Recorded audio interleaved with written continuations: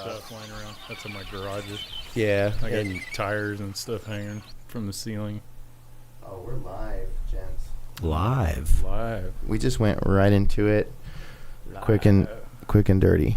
That's the Gnarkansas way. You know what? If we do one thing, we just drop it in there. You know, no transition, just freaking give it to you.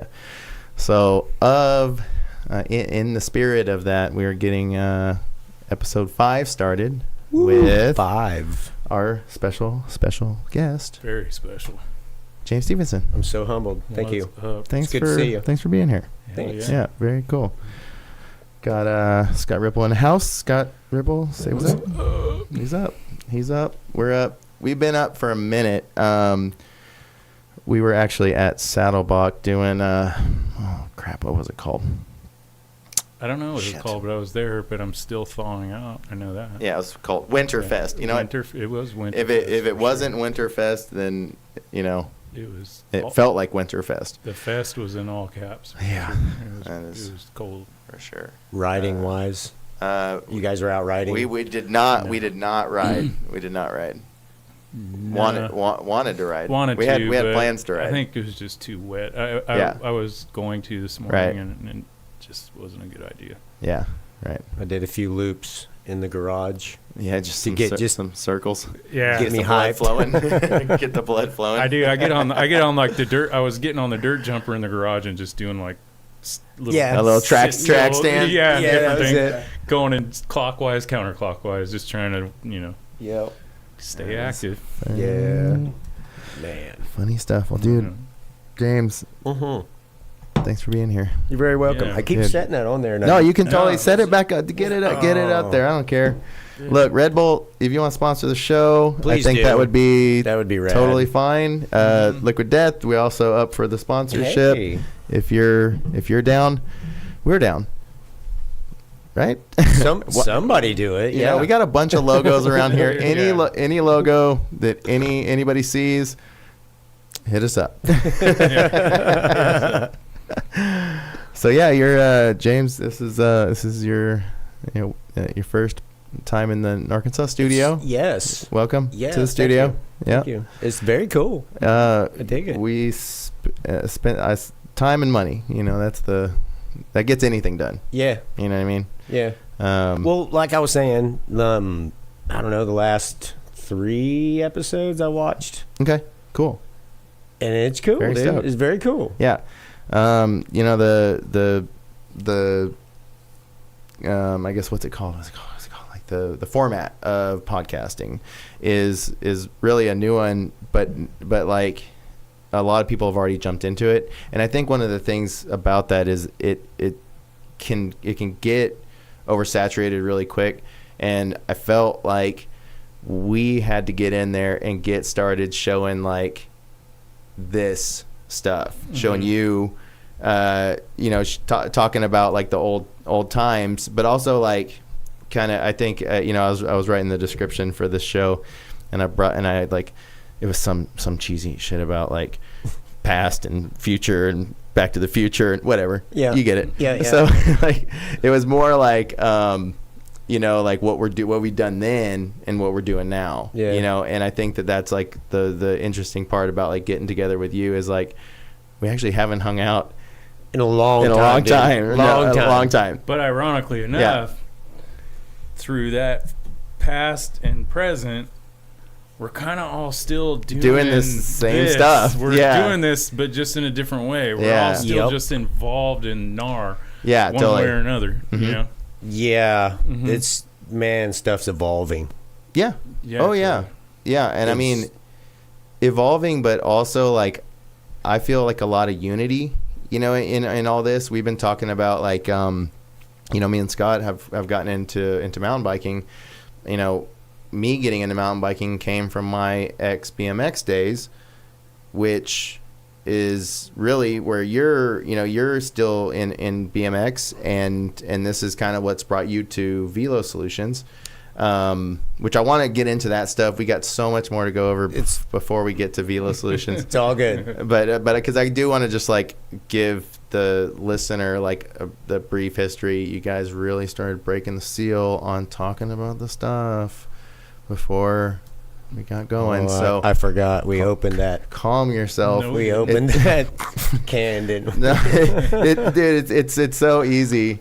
Yeah. It's so easy because like you just want to get going, and like the part about this is like the story recollection, and like honestly, we the one that I want, it was so hilarious that we brought up was the first time that I saw James, and I have to recall the story of seeing you look through the fence at the old skate station. Looking through trying to get into the skate park because the entrance wasn't on Yes. Oh shoot. Whatever road that was. It was like, that's Prairie. I think that's Prairie Street. I'm gonna look at a map. Anyways, you were trying to get in and couldn't get in to skate the vert ramp. yes. The street. The 4 foot wide, 10 foot tall vert ramp. Now, are we talking Yeah. the old skate station where it was like that tiny spot on that side road, like at the end of the Yes. block, kind of? or Yeah. something? I'm such Right there by Pizza Hut. Mhm. Yeah, it was by Pizza Hut. Kind of by the Walgreens. and I don't Walker Park, remember like the across name of street. it. Okay. Yeah, Walgreens wasn't there at that time, and a lot of things weren't there at that time. But I Yeah. remember, It was- I know what place you're talking Yeah. about. Yeah. Highly undeveloped area, Mhm. but and that was like what allowed skate station to be there because like there wasn't anything going on there. Now it's like, I mean, it's $1 million properties Right. now. Yeah. But yeah, trying to get into the old skate station. Yes. And that's where we first met. Yes. Yeah. Pretty crazy. Yeah. You were the gatekeeper, I guess. That day. Yes. That day. That day. I mean, I was the desk The clerk knucklehead for gatekeeper. that day. Yeah, it was so random. So yeah, I'm driving through Fayetteville. I'm on my way. At the time, I was roofing houses. Mhm. I was actually doing both. I was working as a screen printer during the day, and then roofing houses and stuff on the weekends and after work and stuff. And was out looking for a job. Had my kid with me in his scooter, and we're going to talk to the lady about a roof. Right. I'm driving by. I'm totally lost, not finding the address that I'm looking for. And I look over and I see a vert ramp, and I just kind of, what? Yeah. Yeah. Pull in, and I'm all looking over through the fence, trying to get in, just trying to see how to get to it or what Yeah. it belonged to or whatever.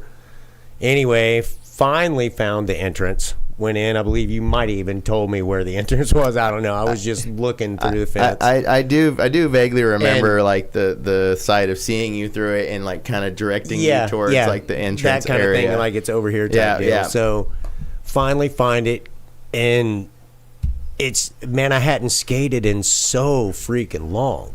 And Brandon, And what year was this? We were talking about this like, it was like 2000 possibly? 99 or 99, 2000? late 99 or 2000, early 2000. Mm-hmm. And it's a beautiful day outside. There's a skate park.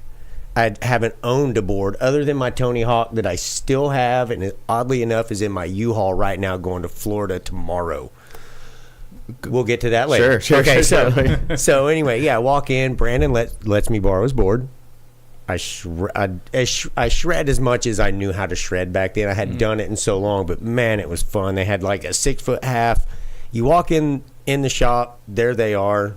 Cool skateboard, skate station. I'm like, bam, skate shop, Arkansas. What in the world? I've never seen it, So walk in, borrow a board, skate for a minute on this ramp, look over, there's another ramp. On the backside. On the backside of Yeah. that one, facing this way, shredded that ramp, had a good time. Was like, what? There's outdoor what? Mm-hmm. Lots of fun. Yeah. I don't know. You were behind the counter, so you didn't skate your board for a good 30 minutes, 45 minutes. Probably because I might have been. Well, I probably was letting you, but also I was like probably working the desk because I Right. mean, like really, if you left the desk for like 5 minutes, somebody was stealing something. Yeah. So Yeah. Yeah, you really so- had to stay there. So that's changed there. That's right. So yeah, I got to skate. Obviously, met Brandon, and we've known each other ever since. But Yeah. the skate station's kind of what started me back with skateboards again. You know, I was in mountain bike racing and hadn't really got into BMX or anything. But again, like the skate station, it kind of got me back on my skateboard. It obviously absolutely got me on my skateboard, but I didn't have one. And thank you, by the way. Yeah. From the bottom of my heart. Dude. So while I was there, as I hand him his board back, they have Black Label skateboards. They have some other stuff. And I saw one. I was like, oh, that's cool. You know, I gotta have that. Well, dude, we had a kid, little bitty kid, another one on the way. We didn't have the money to buy skateboards. We didn't have. I didn't have the money to do anything really. And somehow, my wife ended up going up there, and I don't know if she talked to you or she talked to somebody else, there, but it was totally unbeknownst to me. She went and bought me that Black Label skateboard that day, or you know, a couple days later or whatever, cool. and put it under the Christmas tree. I knew. So it was a Christmas present? gift from my wife. That's so great. It was a skateboard wrapped Of in course. paper. And like the wheels. Right. It was Guess wadded what all That's up. great. You could tell it was a skateboard, but I had no idea. I woke up knowing that Christmas that there wasn't anything there for me. Yeah, I already knew that. And then I walk out funny. to, you know, all the stuff that we had gotten our kids and everything, and last thing under there, it was crammed up underneath all the packages. She like hit it in the back. Boom. Here you go. That's great. Those are the best. And it's hilarious that this is like a December episode too, almost Christmas. Like, Yeah. How fitting. Yeah, yeah. It's strange. So Very yeah, cool. that was that one. You know, Okay. the Fayetteville thing. Sure. And then shortly after that, like I said, the BMX thing kind of came back into it because there was a BMX track over there in Walker Park. It was already started. A friend of mine, Marvin Light, was the one running it. Okay. And he wasn't a friend of mine then. I just met him at the track, got to know him, and then he ended up having him and his wife were trying to have a baby the whole entire time. Ended up, ta-da, poof, he's going to have a baby. Okay. And he really didn't have time to run the track anymore. Well, I had my kid and then obviously my other kid. And I thought, man, I just got him into it. Dude, okay, he tells me, he's like, look, if you're the only one that I know of that could take that over and run with it, like, by yourself.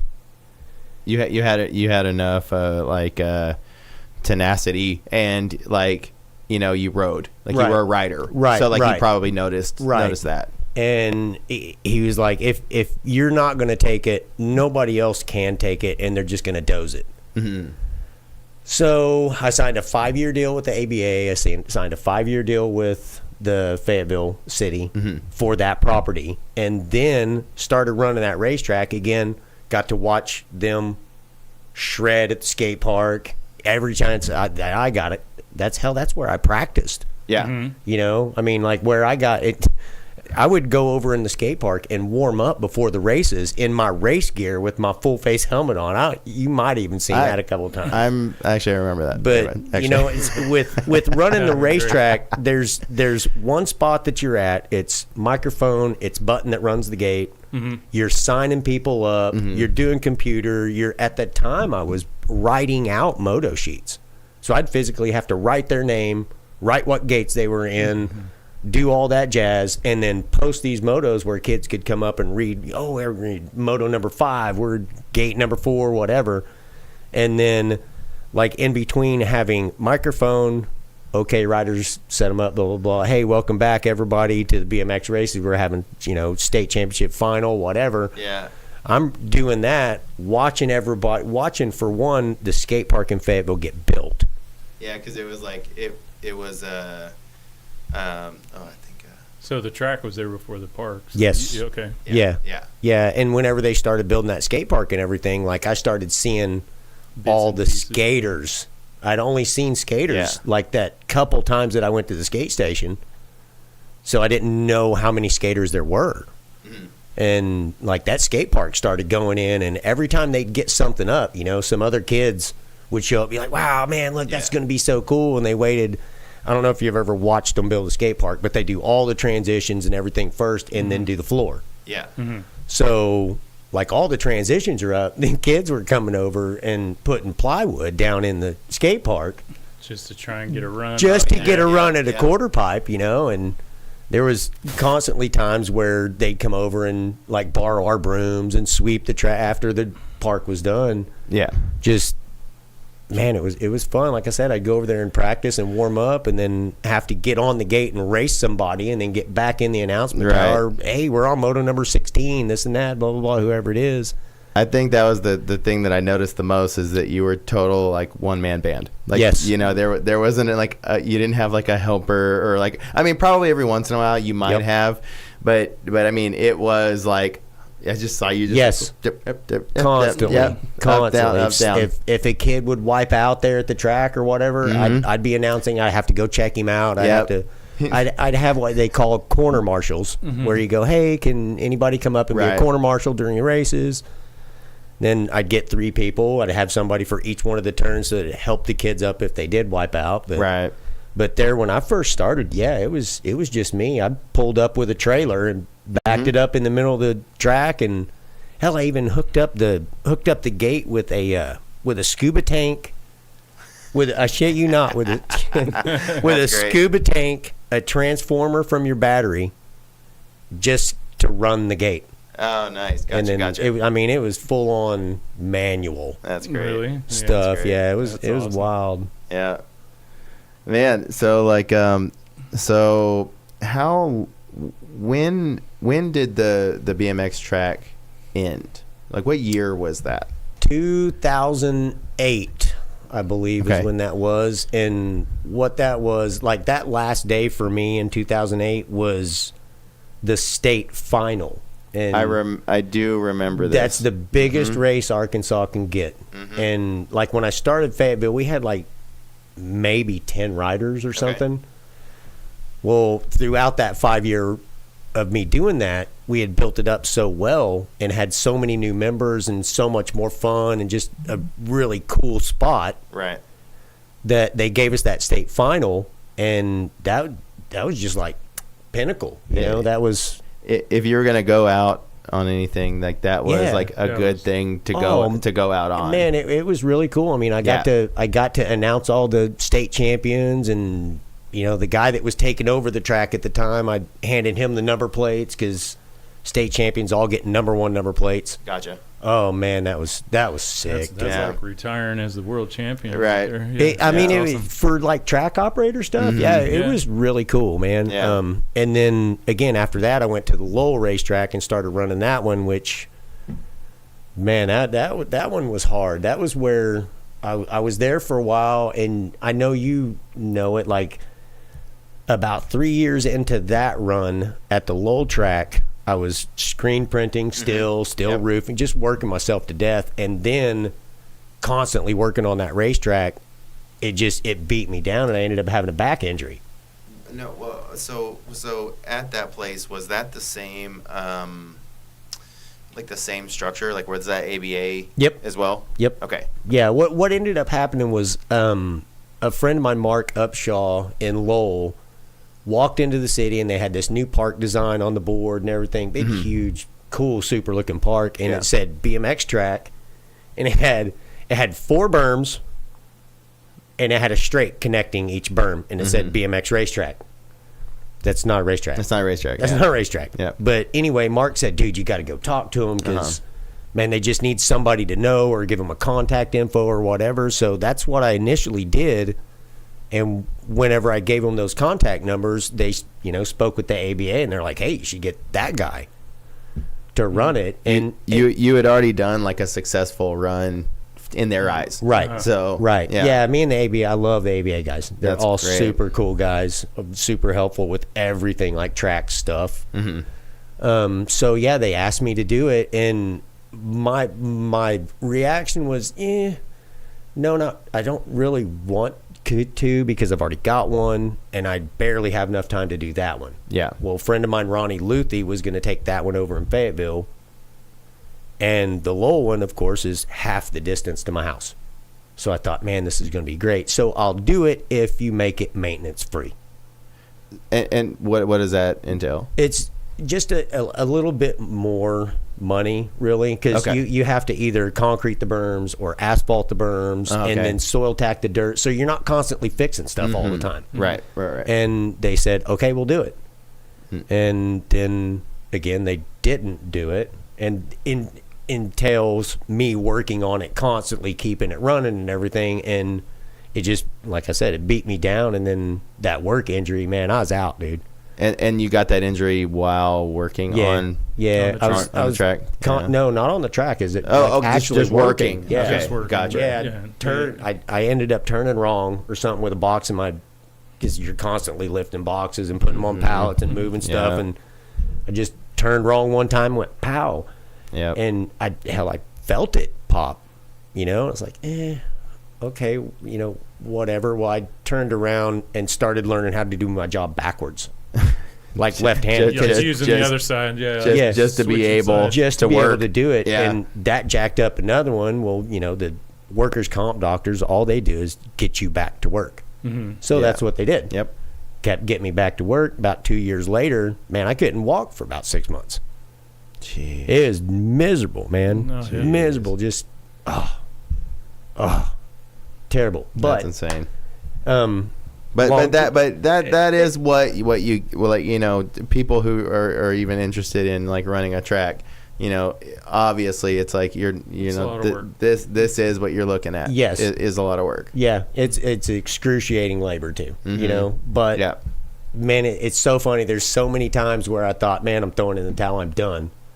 And then some parent would come back and be like, you'd never believe Johnny, you know, he slept with his trophy last night. And you're like, oh, damn, I gotta man. go back out. Yeah, you're stuck. I'm doing it. You're stuck in it. I'm doing it. And it just made it fun, you know. No, that's cool.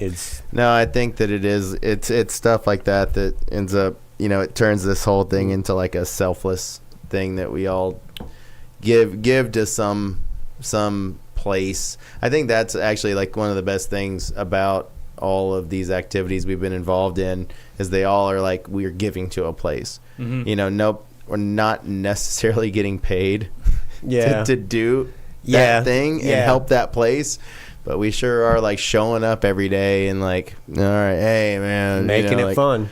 And just and I think we can relate with the skateboard events we put on. And you get some kid out of nowhere just going, I love what you do, when's the next time? And you're like, that was supposed to be the last time. Yeah, that was the last one. We're gonna do another one. Yeah, because we're making memories for some people, you know. Yeah, it's true. No, I mean, and you know, like the you know, that track, that BMX track, you know, that's some memories that, you know, only few can share, really. You know? So there's like I started running it. We had 9 or 10 riders, I can't remember. And then on the 5th year, whenever I was leaving, we had 132 20-inch riders. We had 40-something 24-inch cruiser riders. This is just boys. 10 girl cruisers and 20-something girl 20-inch racers just in 5 years. Wow. And again, that's good numbers. Oh, it was cool. I mean, dude, if you go to Texas or if you go to South Carolina or if you go to Vegas or anything like that and you go to a BMX track, I'm going to give Denver is a good one too. Okay. You walk into a local track and they might have 50, 60 motos every week. Fayetteville would have 4 or 5. And when I first started it, we'd have 2. Man. And it went 2 to 6 to 9 and it just kept going and kept going and kept going. And man, it was, damn man, that was a lot of fun. Fayetteville track was a lot of fun. That's cool. I totally remember it, man. Yeah. There's always something going on there a lot of times. Yeah. Yeah, I mean, there's like I tried to do it where every Monday and every not Monday, I think it was Wednesday. Shit, I don't know. I know Sundays for sure. Yeah. And then whenever the state races would come in, we'd have a Friday, Saturday, Sunday deal. But all the tracks do that. You know, it's like once a year, once you sign up as the track, they'll give you, like now it's a Todd Kingsbury, what do you call it? The Race for Life is a Leukemia Foundation race. That was the one where every time you had that race, all the money that came in went to that foundation. And they gave you the awards. They gave you, certificate of participation things or whatever to give to the kids. They helped for something like the event facilitation. Right. Yeah. So any money that you made that day, all that money would go to the Leukemia Foundation. So that one would tag along with a state championship qualifier. And then that one would tag along with a Redline Gold Cup qualifier. Mm-hmm. So there was constantly something going on. To work towards. Right. Well, I mean, our track being small, I would try not to do them all in one weekend. I would do like a single point with the leukemia race that was a double point. And then, to get people to come back to like the next one, like that, have something to come back to. Have 3 weekends throughout the year instead of just one big one. And then that way people kept coming. And once they got coming to our track, they loved our track. It was smooth, rolly. I remember the dirt being good. The soil was good. Oh yeah, you could roll marbles on it on some days. Yep. Hot Wheels cars, the whole works. Yeah. Oh, that's nice. Yeah.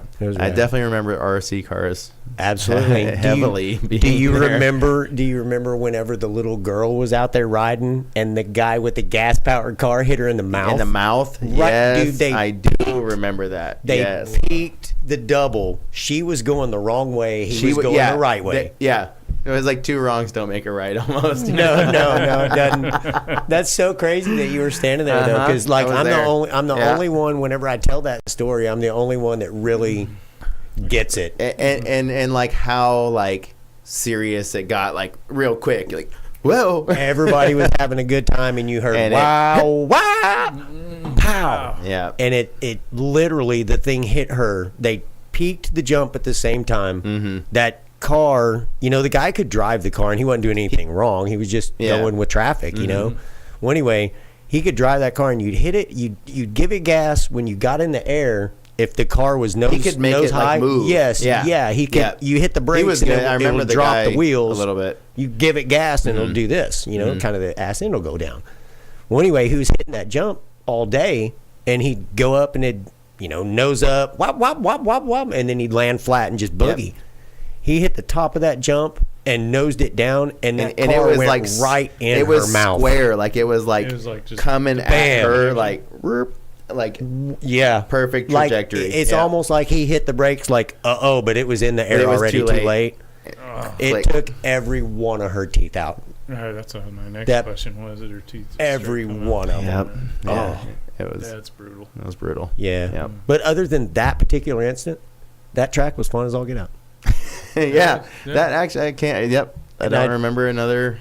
I remember lots of times bringing the kids to the skate park on a Sunday, and there'd be something going down there. But I never knew it was you on the speaker, but nice. Now I do. Yeah, now you do. And sometimes you would hear, "Okay, I'm going to run to the ER. I'll be back." I took a lot of people to the ER from that track too. Kids, that's great. Oh God, not great, but no, they had a ride. It's cool. It's cool. They had a ride. They had a ride constantly. That's, awesome. That's great. So you got to the lull track, and then your participation there kind of continued, or I was there all the time. Like whenever my back went out, I still, because I'm on a 5-year deal. Whenever you sign that with them, you're there for 5 years. Okay. With the ABA and the city at the same time, so there's a 5-year run. So at like the second 2.5 years, maybe almost 3, that's whenever my back thing happened, and it just tracked off. And like I said, for 2 years, man, I was out there working on it and stuff, but I couldn't ride, and that's just. It was cool, don't get me wrong, but it was so hard to do, to go out there and just lean on a rake, just crazy pain. It felt like somebody was stabbing me in the back, and it almost was like a super crazy long fishing hook that they put in my back and just twisted it, and the pain would go down to my knee, and if I would turn my leg or turn my foot to a certain way, it would stop at my knee.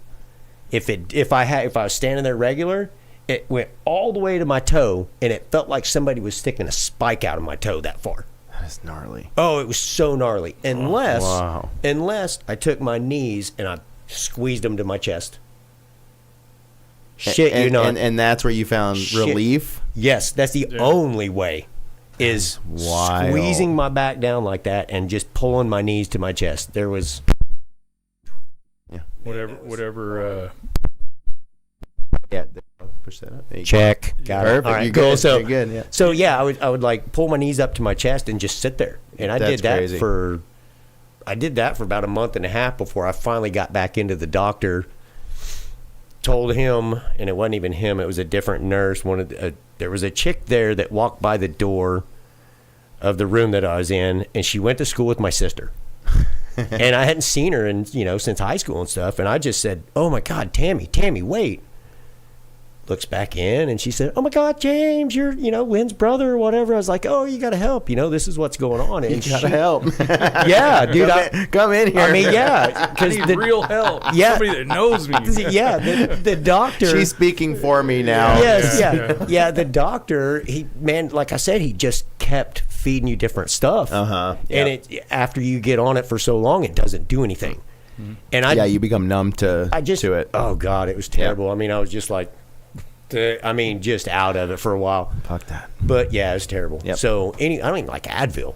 Don't get me wrong, Advil. No. I eat Advil all the time. I swear by it. Advil and Red Bull is the best painkillers ever.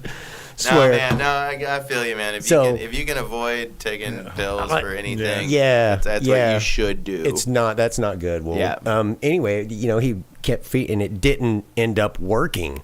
Mm-hmm. Well, at this point when I was talking to Tammy, this was probably 3-4 days after an incident that, man, I'm not proud of that one, but people should probably get it. When the doctor gives you something and you start taking it and it doesn't do anything, don't keep taking it. Yeah. Because if it's not working, don't just keep feeding your system. Oh no, with it. More. This is maybe I should take 2 or 3 or 5. Right. And I did that a couple times on the last stuff that he gave me, which it was Tramadol. And after you're on narcotics for a while to kill off spinal pain, and then you eat a Tramadol, it's like eating a Tic Tac. That's true. That's true. When that Tic Tac didn't taste any very good, I was like, that can't be right. That can't be right. I'm just gonna try 3 or 4 more, to see if it'll actually get. You'll see if you feel it. Feel the difference. Well, what provoked me into going back to the doctor and trying to get him to figure it out again days after this or days before this.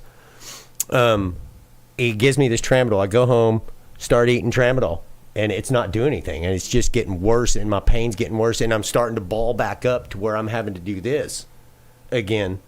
And you're taking all of you're like double, triple the square one, but right. I'm like, what is going on? Yeah, what is going on? Yeah. And I ended up waking up later, not knowing. Oh, dude, I was done. I was done. I was on my living room floor, laying in my own vomit from this stuff, and that's whenever I ended up going back up to that place. I was like, dude, I can't take this anymore. I told you this wasn't working. This and that, And anyway, long story short, that particular visit to the doctor was whenever I saw Tammy Birchfield. Mm-hmm. And she helped me get back into a different doctor for, second opinion or whatnot. And it just so happened that it was the same doctor that did my wife's neck surgeries. Oh, okay. So when I walked in, I was like, oh my God, thank you, And he ended up getting some spinal injections scheduled up for me and all that stuff. That was miserable. Trooped through it. 20 spinal injections at a time. It happened 1, 2, 3, 4, 5.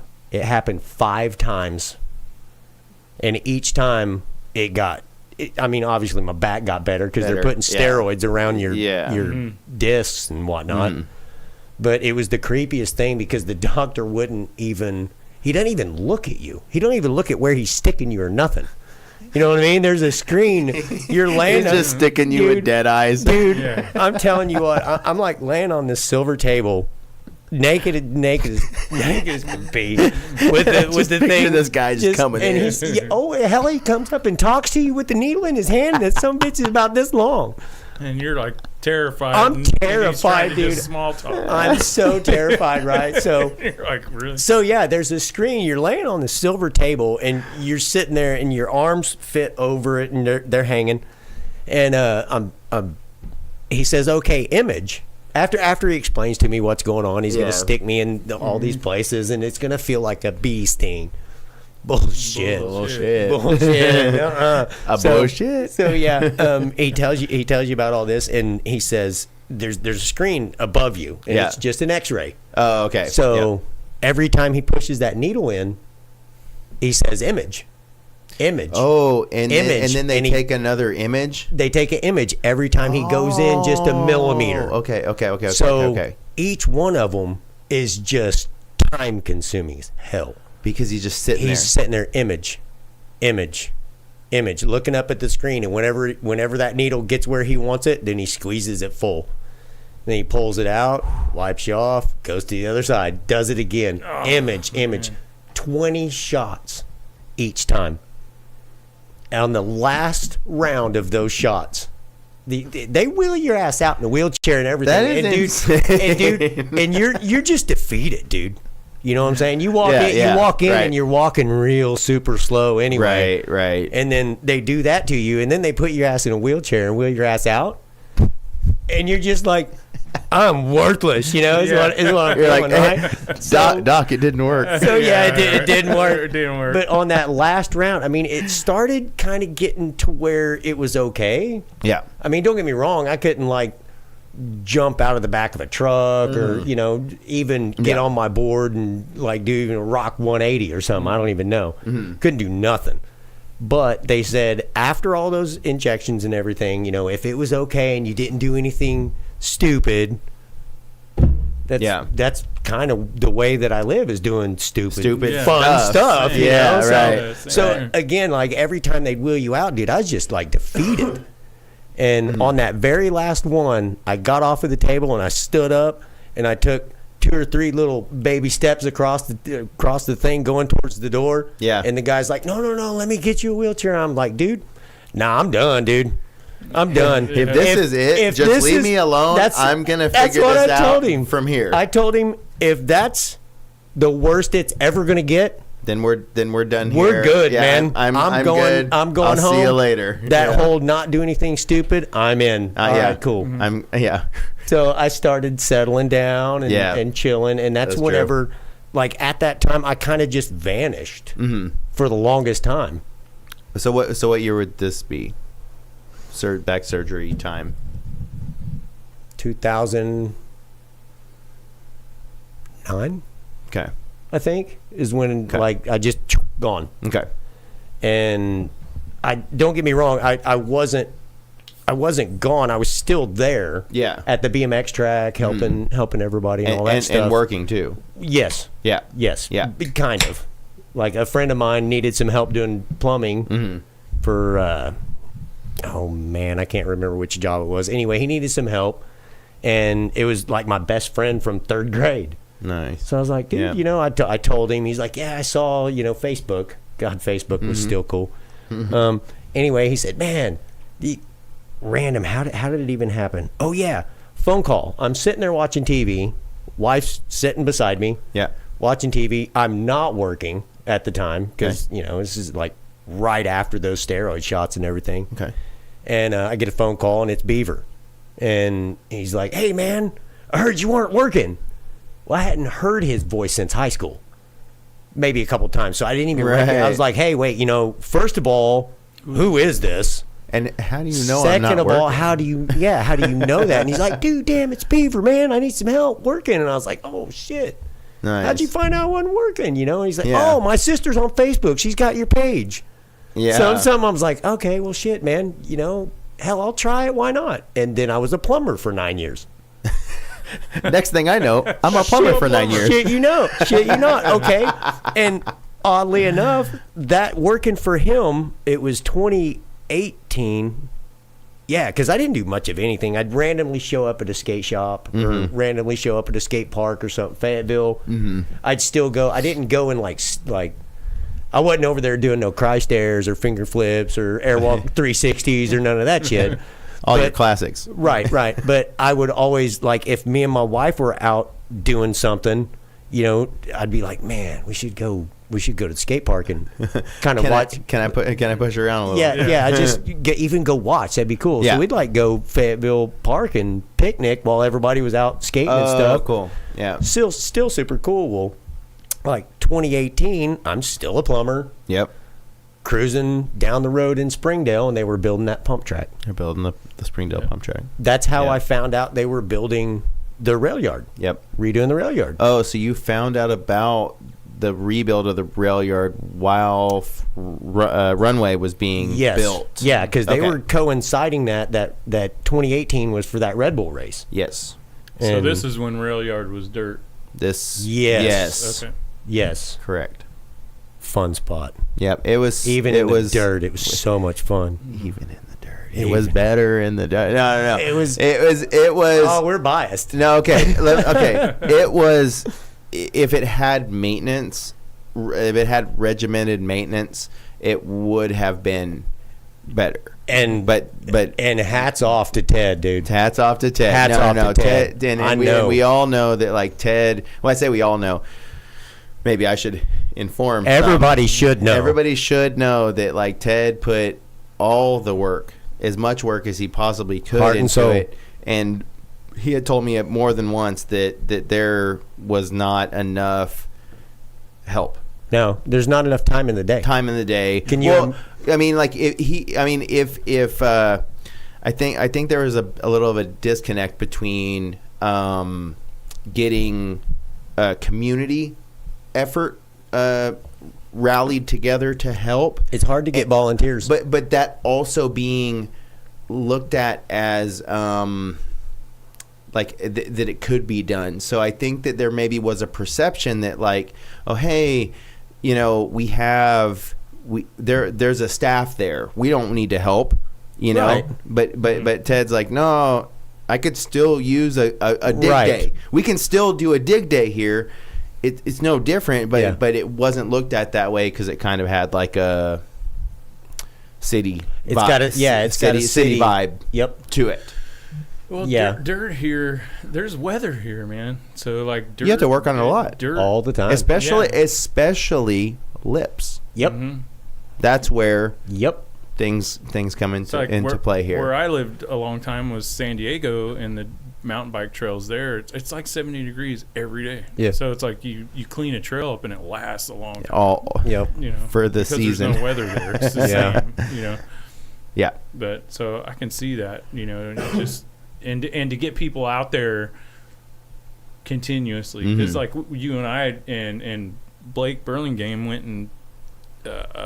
We went to do Bridges Out. Fitzgerald, for Mount like Fitzgerald. 3 hours, and we made it look so clean, and it lasted like 2 weeks. And it was back to trash. I think we tried to go back, and it was already like not really, but we went back too late. Yeah, we could have went back sooner, but yeah, that's the thing is, like, if you're gonna maintain dirt lips and actually have them like pristine often, you got to touch them often or tarp them but you're not gonna, nobody's gonna like tarp rail yard right like that. Well, actually, did Ted sometimes tarp? Sometimes. Okay. Yeah, he did sometimes. Okay. I was curious. It just depends. I didn't know that. If you can imagine, like, on a Monday going out there and redoing the smallest kid line. And then Tuesday going out there and start working on the intermediate. And then Wednesday it rains. Like, the little kid line's still okay. All the stuff you're getting ready to work on is brutalized. And the stuff that you just started gets a little messed up. Yeah. Right. But it's going to be fine. Well, then you work on the other stuff for the next couple of days because those ones are all right. And And then once you get over to here, those ones are terrible. Right. You know, and it's just a vicious cycle. It doesn't stop. Yep. And then you got people riding on it. Yes. Don't ride on the trails when it's wet. Constantly riding it. Yeah. Oh, yeah. I mean, I feel like we could have like a separate episode on and then trail etiquette. Going full circle, finding people to help. Yeah. True that. True. Mm. So yeah, that's tough. So I guess it was called for to change the surface there. Well, yeah. So I think that, I mean, that's where Velosolutions came in, right? Like into rail yard, Arkansas. Yeah. Well, I guess it was. It was the one in Bentonville at Thaden School first, I believe, and then Rail Yard, then Springdale.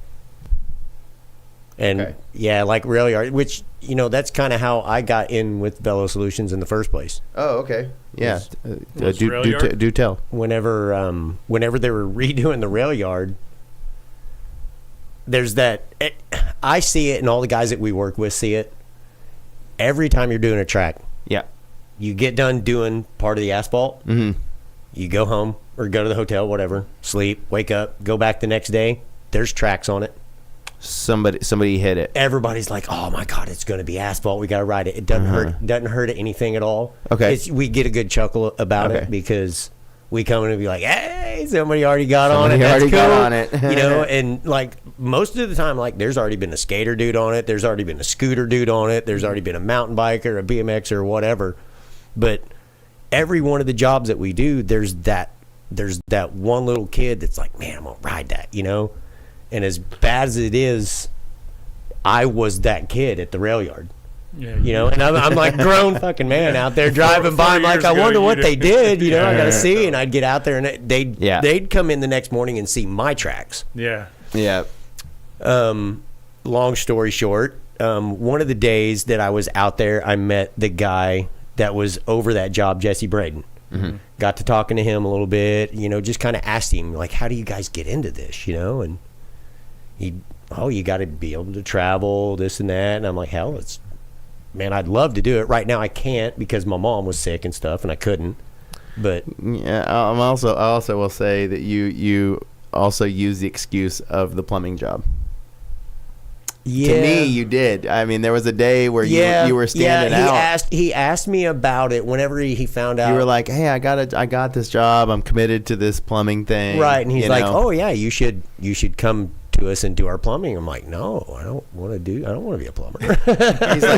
He's like, you can be a plumber with us. Yeah, basically. But it's, you know, I'm like, you go right into it and meet all these new guys, which I met a bunch of them there at the rail yard, because the rail yard was, man, it was pretty much everybody that worked at Velosolutions at the time would kind of cycle through there at one point or another. So I can look at stuff out there and tell which one of our dudes did what, because each by the one characteristics of it, of their style, and you can look at it and tell. And you know, obviously, after talking to Jesse about each one of them, when they went in to do the rail yard, it was really battered. They went through, they cut out all the old drainage stuff, put in new drainage, huge, crazy big pipes and stuff. Yeah. There, and you know, I bet there's a select number of people in Northwest Arkansas that don't understand how much drainage work went into the rebuild. Yes. Like it was a whole other contracting job. Yes. That I can't remember the name of the company that got that separate contract to do the excavation for the drainage, and the I plumbing. don't know them either. All I know is they got it really close, and it was a lot though. It was a big project. Yeah. Like I don't know. I don't want to say I don't know the number, but I would think it was in the million. I'm sure. Yeah, I'm sure it was. Yeah, but that whole drainage thing, that all had to be done just so that it can be maintenance free. Yeah, it needed to be drained so that it would shed. Yes, it would shed water. Everything would go right across the trails. Well, that was one of the biggest problems there, right? Is it was drainage. Okay, yeah, that's what I read about. Yeah, and there was. There was an article. Yeah, it's a great spot. It's just if it rained, you couldn't ride.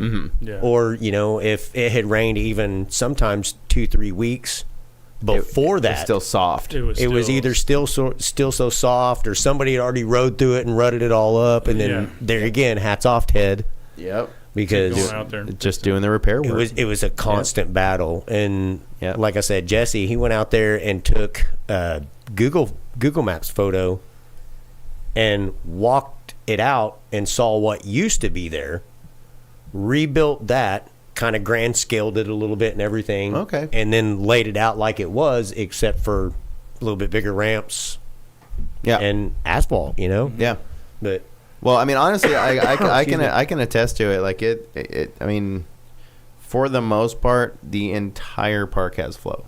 I mean, it's really fun. It's a is it like typical asphalt, like at an elementary school, or is Yep. it okay? yeah, it's the same thing as a parking lot. asphalt.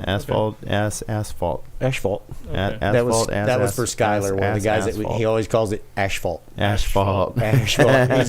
We give him such a hard time. Man, what time's asphalt going to get here? We're like, it's asphalt, Skylar. That's great. That's great. But So that was you just getting familiarized with them and not necessarily getting the job offer. right. Okay. It was one of them things where it was offered to me a little bit after that, and again, my mom. I was the only one that my mom had around here, so I was riding that out, and until she was gone, I was there up until the last couple years when she had to get put in a home. She was just completely out of control. Love her to death, but man, dude, some of the shit my mom would do with having dementia and Alzheimer's at the same time. She would go, those poor ladies at the Harps, I'm going to give them a shout out too. Okay. Go ladies at the Harps.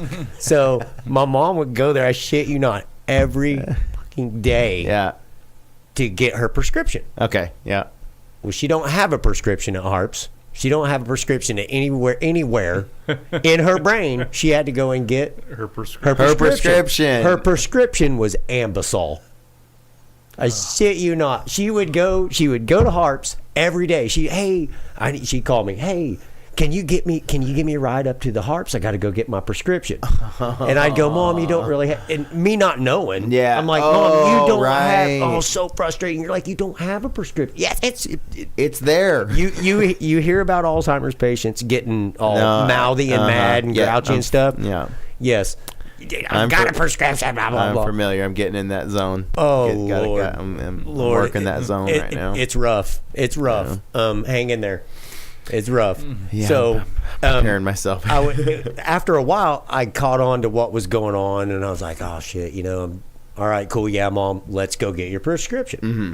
So I'd take her to Hart. She'd go in.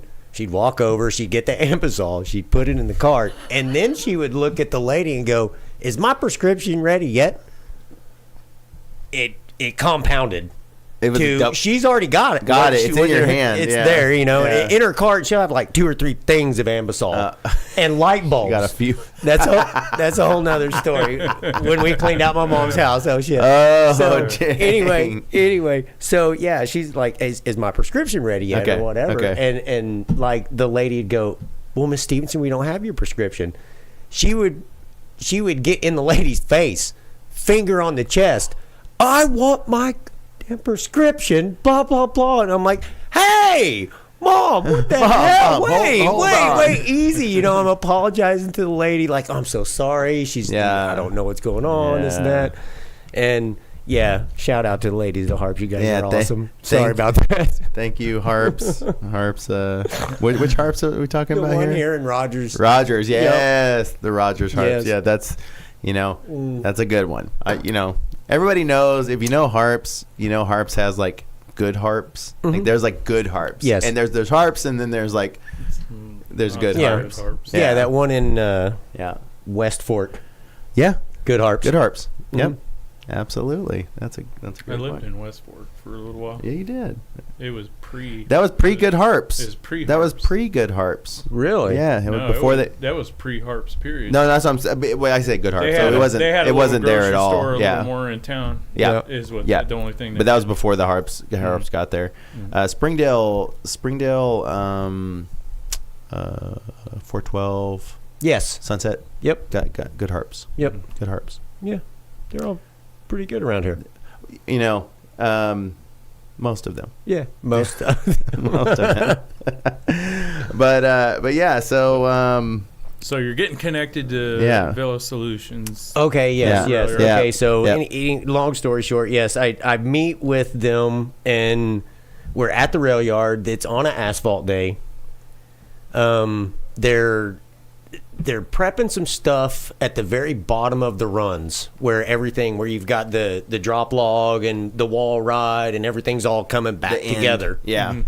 And Curry, which is Jesse's wife, girlfriend, whatever it is, Curry's down there shaping out like a step up, step down. They call it, things are different to us, even though they're the same. Like if you have a camel shape, like a single hump camel shape, Okay.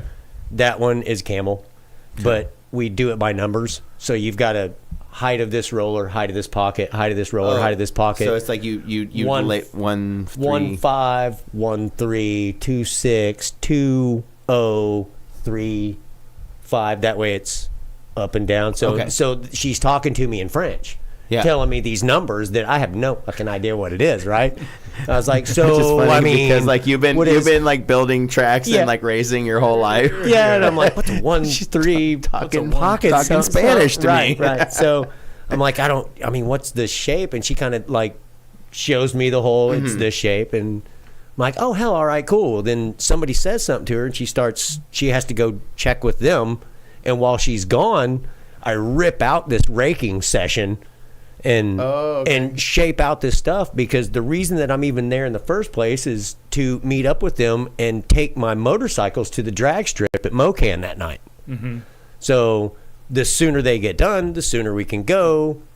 And it was me showing up and them not knowing they were going to be working late. Oh. So I was like, man, let me help you guys get ready, and then we can go to the drag strip. Yeah. So we did, and funny story, we drive all the way to Asbury, Missouri to go to the drag strip, and the weather got them and it was closed. So we sat at the gate and talked a little bit and got to know each other and a little bit more better, and it just kind of developed into, man, yeah, we'd like to have you. When can you come? And I told them, and that date kind of dragged off because of my mom as well. She lasted longer than they said they would. Sure. And like I said, I wasn't going nowhere until that was good. Yeah, you know? you're sticking with mom till the end. Right. Yep. And did as much as I could. And whenever she passed away, I called him the next day and said, dude, I'm ready.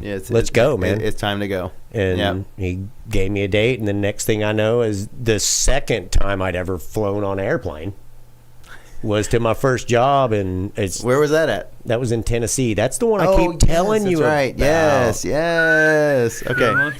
So. Oh, Clinton, Tennessee. Okay. That is a freaking masterpiece, dude. Okay.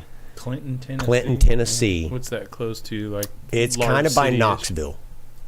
Okay. So kind of by Knoxville, and most people will know Baker's Creek or Baker Creek Preserve. Okay. That's in Knoxville. Well, Knoxville's got some dope mountain bike trails too. Yes. Right? Yeah. Baker Creek is one of them mountain bike destination spots, and it's got its own pump track, and it's like a city built type thing.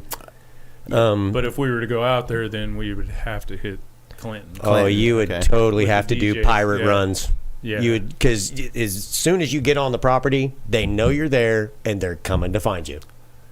It is not open yet. It hasn't been open yet. Wait. Yeah. Wait, what? It's the best kept secret in the United States, dude. The first project you ever worked on Nobody's is still even not open? It's done. It's completed. It has been, and has since sat there for so long without the city doing any kind of anything to it that some of it needs to be tended to. Needs to be like fixed. Yeah, kind of. Or like repaired or updated or something. It needs tended to make it ready to go again. But yeah, it's the most amazing facility. Well, I'm cool with that. I'm from the 80s where you hop fences and skate empty pools. That's why I call it the pirate run. You still have to pirate run. And okay. I mean, I would suggest, I hope all the guys that I'm working with are not listening, so that I could say Smitty is the one to be finding when you get there. That was the guy. The super's name was Smitty. Okay, gotcha. And he's the classic construction dude that is in charge, where he's got his, like cool, clean stuff on, and he's got his beard and his hard hat shit. Yep. But Smitty's the one that you would have to find, and the way that you would find the place is to find. I'm sure at this point. So, there's Google Maps. Google Maps probably already shows it. I have a pen. I mean, because Google Maps, because like that was how many years ago was that? Almost 3. I would bet that satellite view has already updated since then. Oh, it has. Mm-hmm. So I bet you could just see the shape on Google Maps. Clear as a bell. Yep. Clear as a bell. Anyways, why is it not open? It's on private property. Okay. Technically, it's donated to the city of Clinton by a guy that owns a lot of stuff around there. I don't really even know the guy's name. Okay. Anyway, he's a genius. He has a piece of property on this location.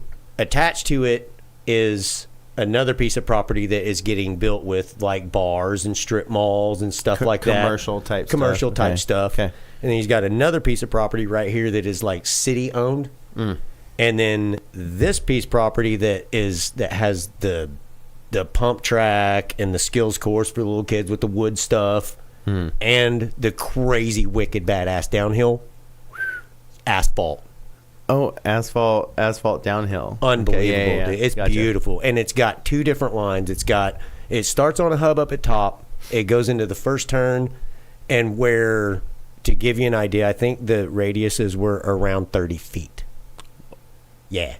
So kind of like the rail yard berms. Yeah, yep. But dude, I can't even explain it. It's unbelievable. And anyway, it goes down into the first turn, and when it splits, you've got on the right hand side you have a expert type pro line. Okay. But it's all filled in. A strider can ride through it. Goes through this, and it kind of zigzags down the mountain side to side on the mountainside. And as it goes, whenever you go into the pro line or the expert line, it's on the right. The beginner intermediate line is on the left. The beginner intermediate line has white stripes. Keep that in mind. Oh, okay, cool. That's kind of somehow you can find it. I'll explain that later. Oh, right. The white stripes on the little kids. Yeah. Okay. Okay, so you're going along, it splits. The left turn that you hit first would be on the beginner with the white stripes. Mm-hmm. Or you can go by that turn, go down into a red turn, come down, jump, and then the tabletop or step up table, whatever you call it, that you're jumping is parallel to the straight that's coming out of the beginner kid line. Oh, cool. So then the straights, and they're connected right there, so you can hip up into rad. That's only the first turn.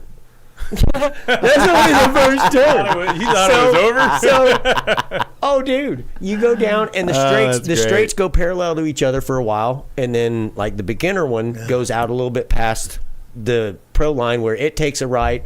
Beginner keeps going, it takes a right, comes back. They meet up again. Tabletops right there, so that you're using the slopes of the berms to build jumps out of.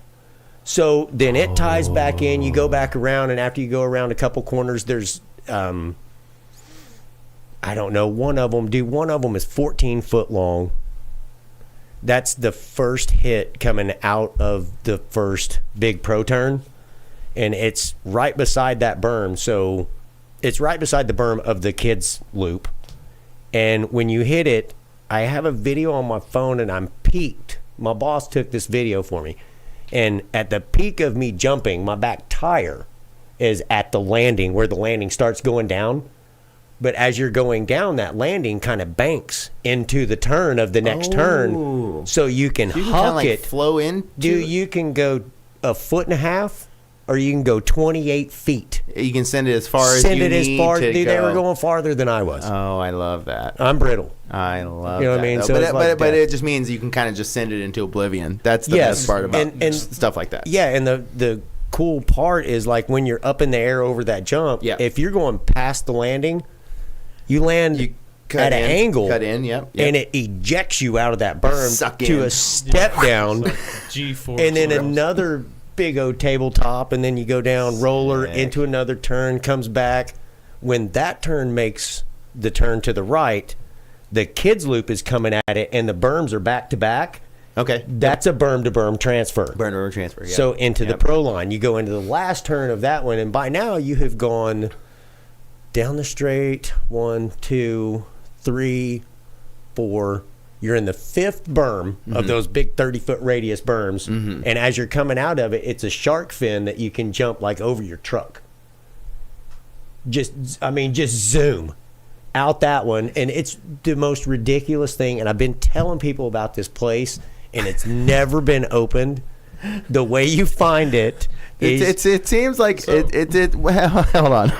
Yeah, who's the mean person behind building something so awesome? So awesome, but you can't ride it. It's not because they didn't want you to ride it. Or is it private or public? Or it's public, but it's not done yet because they're building a whole park. The park is called Aspire Park. Okay. Oh, so this is like a grand plan for like a big... Yes. A larger plan. Yes. Okay. The larger plan, the guy paid to have all the stuff put in to ride. Oh, okay. Donated the land to the city.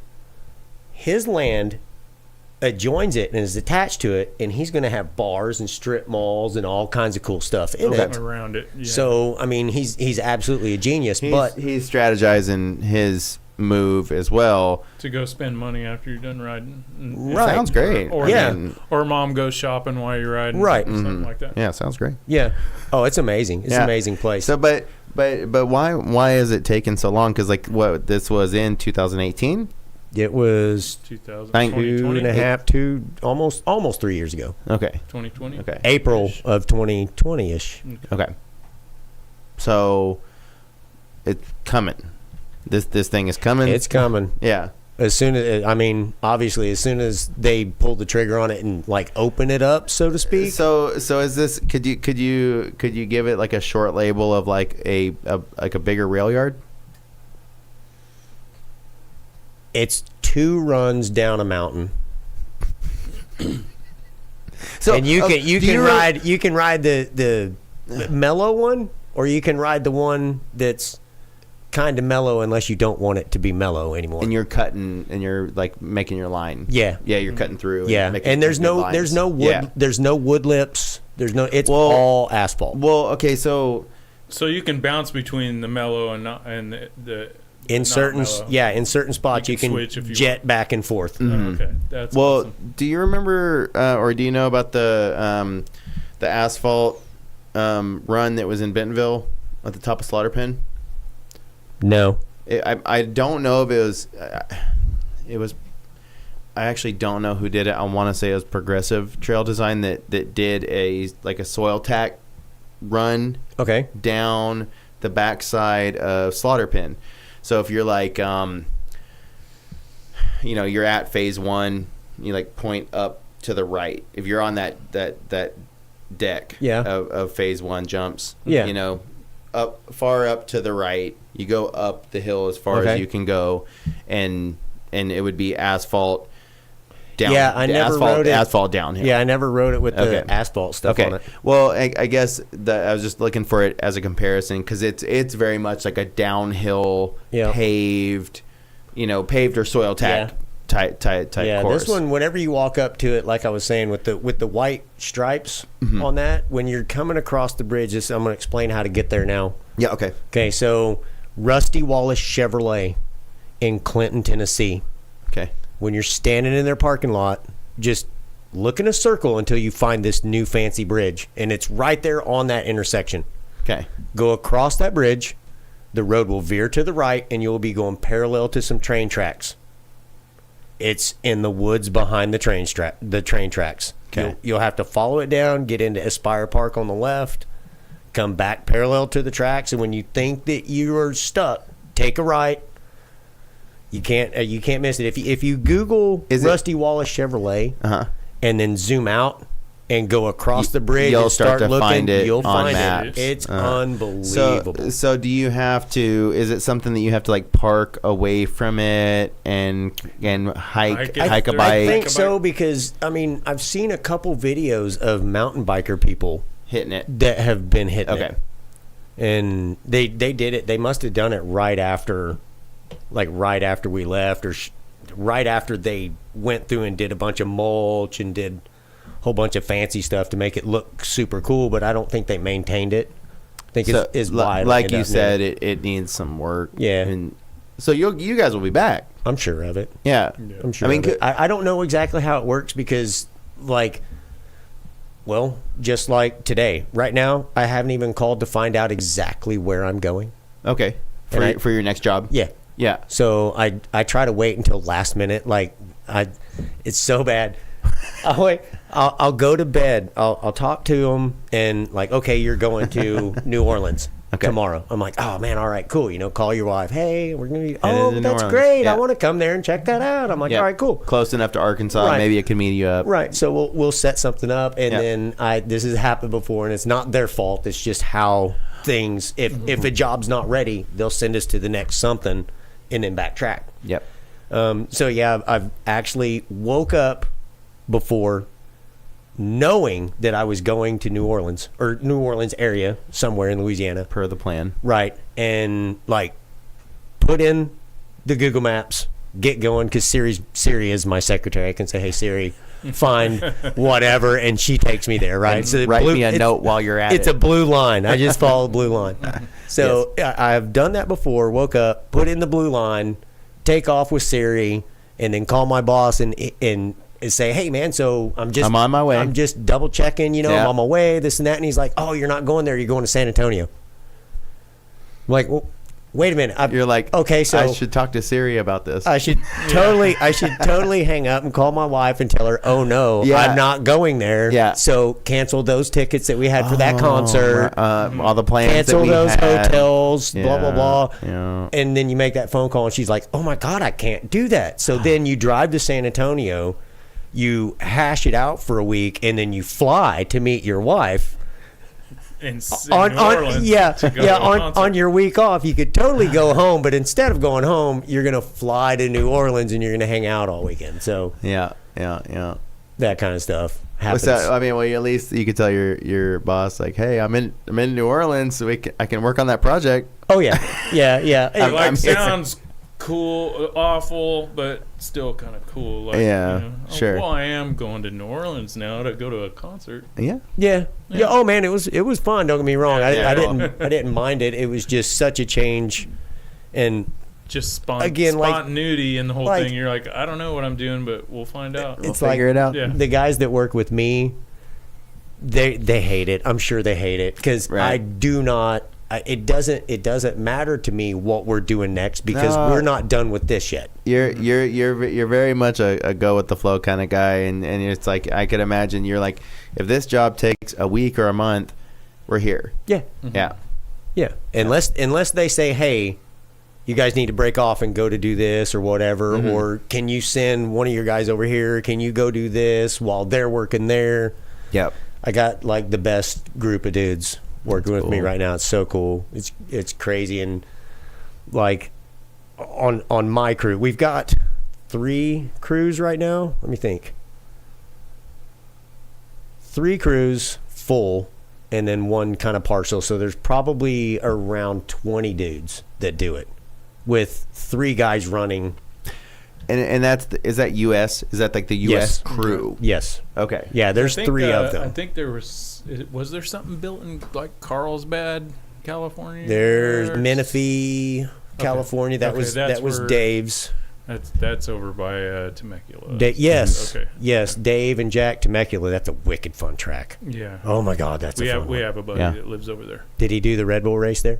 Or is it Red Bull race or UCI? It's one of the 2. No, he doesn't race, but I know that they do he's been going to that track that you guys built there. That one's sick, dude. Okay. That was, Hell, I got to race Eddie Fiola in that race.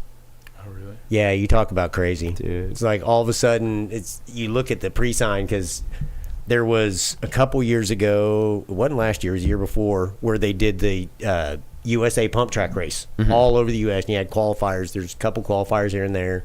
And then the final was at Springdale. That was 2020. 2019. No, that was the Red Bull. That was 2018. 18. Yes, That's 2018. Yeah. I raced that one. That Yep. was the first time I had raced after my injury or riding. Dude, right that's back cool. into it. Man, mind blown. Okay, so yeah, leading up to that race, holy cow.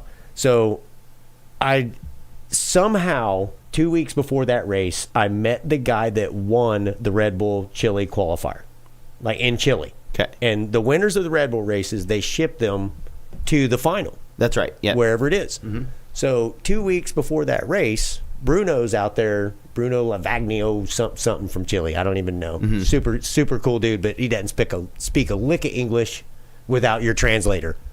And I met him out there when I saw somebody ripping through that thing. I was like, what the hell is that? Poof. Stop. Talk to him. Right. Get his info. I hooked up with him for a couple weeks and showed him all of our stuff to ride. And in that time, I had dug out my old Redline bicycle that had been hanging for 7-something years. Yeah. Wiped all the dust off of it, and I shit you not, I sprayed it down with butter-flavored Pam. It was that was awesome. So I hose it down so it'll roll even, and the handlebars are all stuck. I'm like, hose it down. It smelled like fucking popcorn, dude. It was so rad. At that Red Bull race, people would go, "Who got the popcorn?" And it's pouring down rain. You'd look under my bike, and it was just a rainbow sheen underneath my bike rolling off. I think we just got the promo clip. Yeah. It was so funny. So anyway, that's awesome. yeah, I meet Bruno out there, and get to talking to him, and that was like the first ride. That was my first ride back on my BMX bike after that back injury. And I meet this guy 2 weeks before that Redline race, or that Red Bull race. In those 2 weeks, I would go to work as my plumber job. Right. I would get off. I would go pick up Bruno, and I would take him somewhere. I took him to the rail yard. I took him to Kohler. It wasn't Kohler then. It was something else. Oh, it wasn't. It was Slaughter Pen. Okay. Yeah. Took him to Slaughter Pen. Took him to the Lake Atlanta. There was still a trail out there, but it was just ghetto. Mm-hmm. I took him to all these places, and in between, I would take him to that Bentonville Thaden School where they were the pump track there. Pump track. Yeah. Yep, I would take him to that. I would take him to all the cool spots, and afterwards, take him back to the hotel, go home, get up, go be a plumber, come back, meet him, pick him up at the hotel, and then like a couple of his friends got in that were in the race too, and I'm shuttling these guys all around, having a good time, and he somehow talked me into racing my bicycle there. And oh, dude, I'll pay for, and it's like on translator. Right. You should race that race, and I'm like, dude, I'm not gonna waste my money. You're like, I'm not racing, dude. I'll pay for it. Is what he on his phone. He's like, I'll pay for it. And I'm like, dude, I don't want to waste your money either. And he's like, no. I was like, dude, no. And fine. He talked me into it. And bam, here we are. That's so great, awesome. dude. That was rad. So, and it's like, an awesome story. After we're sitting there racing, and what they do is they do every minute. It's not even every minute.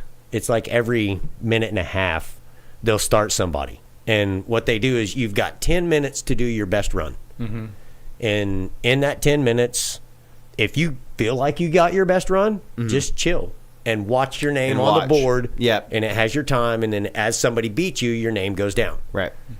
So I'm sitting there watching. There's like, I don't know, minute and a half left. And I qualified in. And me and my wife are standing there looking at this Red Bull screen. And I'm like, I can't even believe it. I can't. What is going on? And she's like, "What does this mean?" And I'm like, "I'm winning." Holy shit, I'm in. And she's like, "What do you mean you're in? This is great." So, anyway, it ended up 23rd in that race for it was Red Bull World Championship qualifier. Ended up 23rd. You had to get top 4 to get in, but 23rd was good. I was like, dude, totally. that's rad. That's rad. I ruined some 17-year-old kid's day today, Damn right. And it was like, son, you got to practice. It's like a remake of Rad or something. So it's like it's the lifetime version of Rad. Oh, dude, yeah, it's been a crazy ride. So 30 years later, did that one, and then if you can imagine, like I got my times. Man, I took almost 5 seconds off of my times from that race to the next year. Yeah. So I was feeling really good and frisky. Yeah. And I talked my wife into scheduling our vacation at the same time as the Red Bull qualifier for the next year. Okay. Yep. Switzerland.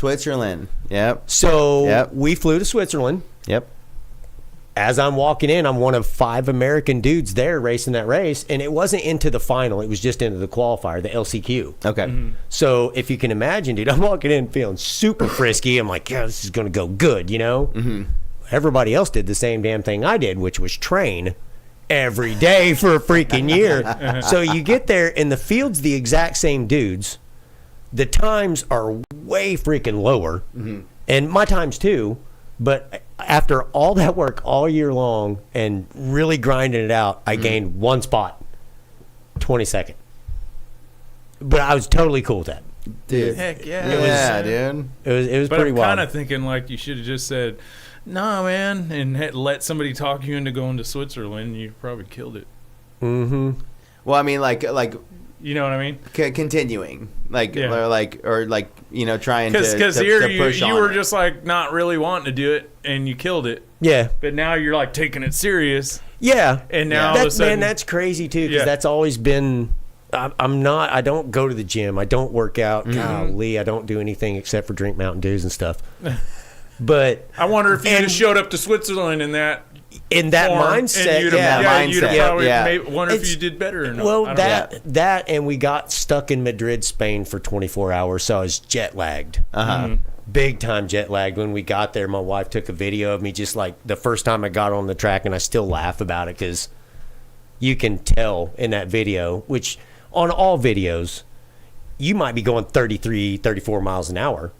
It only looks like you're going 12. Right. In the video, This is you know, not he's like, "Oh, this is-" compressing. Yeah, it doesn't videos ever always look. ruin everything. Yeah. So it's like if maybe like I did all that and then we timed it right where we could have been there a couple days beforehand, like all the other like athletes were there, then yeah, maybe so. But I kind of looked at it like I really shouldn't have been there anyway. Yeah, you were like competing with people that were like, I mean, no, nothing against None- you. none but it taken. was like you None were taken. Yeah, dude, I feel like you're earned competing being with there. You're, Like, you're, you you're were there. You're Yeah, I competing mean, with it like was- real deal Yeah. Yeah, it was pump track racers. You know. Yeah, it was pretty cool. I mean, just to be there, and don't get me wrong, like I rode great. It was fun. It's just those guys are elite pros and stuff that are there. So the people that you're racing in the LCQs and the qualifiers are guys that are racing with those guys too. It may not be like, oh man, all the like Eddie Clarté and Tommy Zula and all those guys. Right. But all the guys that you're racing are guys that are trying to race with the other ones and get have to that times point. like that. I mean, damn, dude, my best time up against Zula's time was like 4.5 seconds slower. You know? I mean, I'll snicker, but like Tommy Zula is like the fastest dude on the planet. Oh, he's the coolest dude. He's such a I mean, nice guy. he might be the coolest dude, but he's also like the fastest dude Yeah. on the planet. Like Yeah. he's a lightning bolt. I was at the rally yard a few weeks ago, and he was there with Mason, and man, those guys were just shredding. They're that thing, animals. And I Yeah. just like almost didn't want to ride anymore. Yeah. I'll watch. You know what I mean? Yeah. I was like, Yeah, I was having just as much fun just watching them and all. Like those guys are just like the gracefulness of those guys riding. Yeah. They're Yeah. so precise Yep. and so smooth and Totally. so yeah, it's cool to watch. Very Yeah. cool to watch. But it's also inspirational. You're like, okay, Yeah. I could see how I can do things a little different. I can't probably ever do that, but Yeah. I can be better at it. You know, Yeah. Yeah. It's. I think it's with like I do the same thing in jumping where like I'll I'll look at somebody before I go do any really big jump, and I know I'm going to do some big jumps. I'll watch some like Red Bull Rampage, and I'll be like, yeah, if they can do that, then like I can do this 40-foot jump. Like this 40-foot jump, they did a 100-foot jump. Right. That should be fine. But it always betters yourself. You're like, I'll never be able to do what they do, but I can do my version of it better just by watching them. Yeah. Well, I just always think of like the human body is like, it's like, you have a body, I have a body, it's like it's the same thing. It's pretty close. It's the same thing. We can do all the same things that they're doing, but they're just they've already figured out how to do it. There's that, but like for me, I think the biggest one is fear. Oh yeah. Fear is the thing that if you look at anybody that's at the high level, a high echelon of anything, they've broken the fear. Yeah. They've broken through the fear. There's a lot of times where it's like you, me, you oh, too. Absolutely. You have the skill to do it. Yes. You I can do that. Like I can do the this. Fear that's stopping you from doing it. Yep. That like kind of hones into I'm really bad about I want to follow somebody through it first. Oh yeah, get towed in. Yeah, and usually it's somebody way younger than me. So once they do it and I know that they can do it, I'm usually like right behind them and I'll do it too. Why not? But yeah. No, I actually do like getting towed into things because, one, speed, but two, like watching somebody's like style hitting a line. I feel like that crafts how I'm gonna ride it, maybe even for like the rest of the time I ride it. Yeah, you're like I'm gonna carry that. I'm gonna take the corner the same way. I'm gonna take the high side and then cut in low, right? Yep. Just like he did, and then like you ride it like that the whole time. Yep. I mean, throw a jump off, like when you get to the top of a lip or top of a landing, and you're coming down, you get your bike kicked just a little bit, so you can get the whole thing over it, and then put it in, cut it in. Yeah. Or like there's one thing that actually I would love to follow you on, which is at the rail yard. So after the whale tail and the cutout, and you're going into that berm, you hop out of that bank, and you land into the little into the landing asphalt there, and I go high to start, and I cut deep, I cut in quickly and then shoot out. Right. So like I've never done the line that carries you up and out the top of it. So like I just need to follow somebody one time. Is it the step up that's off camber? No, is like it the boner log? No, way before, but before the long and low. Like so you do the whale tail, and you hop out of the whale tail, and then that berm. Yes. The wall berm. Oh, airing off of the berm. Air off of it. Oh yeah. Yeah, you do it. You do it often. That's fun. Yeah. And I do that same berm, but I'll come in with a bunch of speed. Yep. But I'll huck it high to start, and then I cut low. Oh, okay. After. I see what you're saying. And it's just the line that I've taken every time. That's why Logan thinks you ripped that berm so hard. It's really just I'm just pumping. I'm just pumping out of it. Carving it out. Sharpening it. Yeah. And cutting down. But if I started lower, I think that's what it is. Start low and go high, and you come out of it. Yes. Yeah. Oh, that's fun, dude. I just need to follow. You just rip it. I just need to follow you once. Like rip through it, and then like go in it that same berm about halfway. Yeah. And just start pointing toward the top of the wood. Start pointing up. Yep. Mm-hmm. And if you just do it that way, you end up in the grass. That's no shit. If you just shoot off. If you're coming around that corner and you come off of that wood, it's like the G's are pulling you onto the wood. Yep. So if you come out of it, you get on the wall and you angle up to the top, and then before you get there, cut and go off straight. Kind of pull it in. Pull it off into the asphalt. Into the asphalt. Yeah, but you got to get over that hip, over the little. Yeah. Because there's a little bump. It's like a bump. It's like a landing. It's an exit roller. Is what it's called. Exit roller. So it's got an exit roller out of each one of the berms. It's got an entrance berm or entrance roller into the berms. That's on a pump track. Okay. So that's it. Kind of that particular berm seems like that same setup. It's got that real long roller coming out of that berm. Mm-hmm. So whenever you come off of the wall, if you huck it off the wall and pull up and out, like you're pulling yourself back into the asphalt, then you'll go over that roller and land on the downside, right in the middle, right? Just or like you're aiming for center. Yeah, and you're just going past that roller. You get your front wheel over that roller, and you don't have to pedal again. Yeah, I think that's my fear, is that like I always want to come in with a lot of speed. That's why I pump out of that. So I just do like a hard, transition pump down. Yep. And that gives me the speed for that jump there. Yep. That's the jump I broke my ribs on. Really? God, dude, that hurt. Oh, when you fell. Yes. Yeah. What happened there? I ate shit. What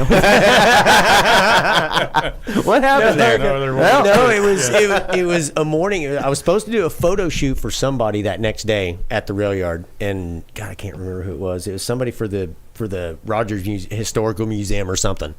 Okay. Anyway, I go there just to like get some ride time in and practice. I'm by myself. Always bring your riding buddy. That's right. You could drug your ass back to the van, buddy. That's right. But I come, and it was on that jump, on that yellow hip. Yep. All those yellow jumps out there have a little chrome piece on the top of it. Yes. And whenever the grass has dew on it, don't touch it. That silver piece is slick as snot, dude. I come over it's just that like jump. waxed. Yeah. Oh, it's just slick, dude. Well, I was out there super early, and I'm just like going through. Hell, I can almost ride that place with a blindfold. You know? True. Yeah. And you just kind of going through the motions. And whenever I got to that jump, I was gonna like cut it. I was on the outside of the lip. Oh, and you were gonna cut in. I was gonna hip to the left. Hip it in. Yeah, and I like roll up and start to turn, and when I got in the air, I noticed your front tire. It just did this much, dude. A quarter inch front tire slid when it hit that metal, and it was like dewy because you cut in at that angle right there, and you went to hip in, and it sent me, nose heavy. Oh. Well, I thought that it wasn't that bad. Okay, while you're in the air, yeah. I'm like, okay. I should be able to get out of this. Well, the lady that was up there and the dude that were walking their dog, they said that I said, "Uh-oh." In the air, I'm like, uh-oh. But anyway, I thought I was gonna pull out of it, right? And I like stiff armed right whenever I was getting ready to hit the asphalt, but I was hitting nose heavy hard. Oh, and it didn't help that I was about 8 feet past the landing because you sent it. With a lot of speed. I was in it, and I was just gonna like push through it, like soak up a little and do the hip. Yep. And then into that banked hammock. Right. And I just said, bam. Jeez. But that was the loudest I've ever heard my helmet hit the ground. And I just got not too long before that. Thank you, Skylar, for talking me into a new helmet. He talked me into, I told him, man, if they've got one of them helmets, by God, I'll buy it. Because I was so sick of everybody like, man, your helmet sucks. You need a new helmet. Hell, I've had the same fucking helmet since the fucking Stone Ages, right? He did actually have like a very retro full face. Oh, yeah. I don't even remember the guy. Steve Pete was the mountain biker guy's name that rode that helmet. And it has it has the English. Just the fact that Steve Pete was the one that was the rider, that proves how old it was. Because he's done? Yeah. Oh, shit. All right. Well, shit. I mean, thanks, Steve. He rides. No. He rides. I'm just saying he's like his helmet was he's not a pro. But yeah, on the top of the helmet, it has like a scroll that says Steve Pete on it. Yeah, that's rad. I mean, that's a good helmet. Retro helmet. Mine has Stevenson in that scroll. Oh, rad. So it's got a couple things. It's got my Red Bull sticker from the Worlds and stuff like that on the back, and then that scroll that's on the top. So that's my helmet. Right. And it has this white ring. You know how it's got the white rubber trim on the inside? Yes. I can't ride with any other color.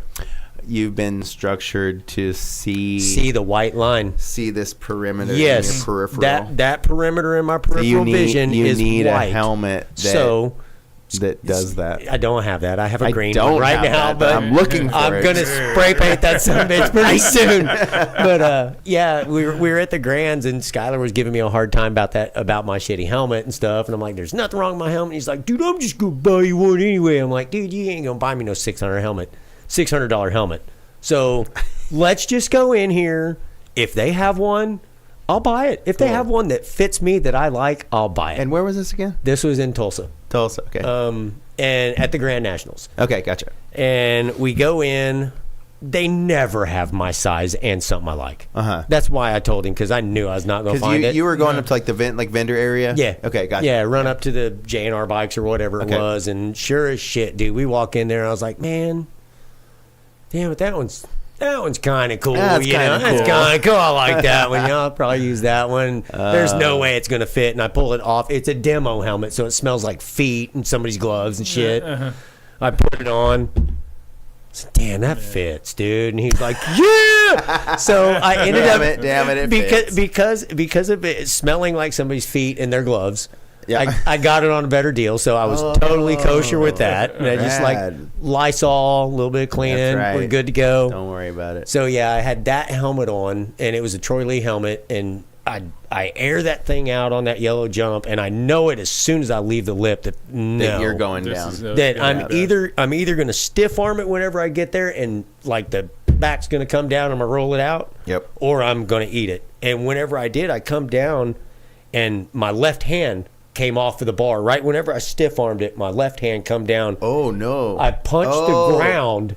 And your bars went into My bars went underneath my armpit, kind of, and then my hand pinched it, and I hit on my shoulder like that, and it just, the bar broke 3 ribs. Oh, yeah. Dude, like, whatever it was. But that was right before Bentonville Bike Fest this year. That's right. So I got to go to Bentonville Bike Fest and with a broken rib. With broken ribs. And then didn't get to ride at all. And then I bump into you and I give you the biggest bear hug I could. I forgot about that. Yeah, you're like, oh God, broken ribs. I could possibly give somebody. Yep. Yeah, I remember that story now. I totally forgot about that. Yeah. So I re-broke your rib. So you've been building pump tracks all over the world. All over the United States. U.S. crew only. Yep. All over. How many pump tracks have you built, or have you been? How many have you been on? Oh my God, I don't even know.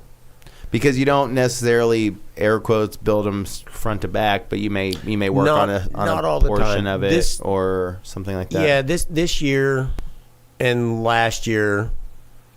Yeah, about a year and a half, maybe a little bit longer.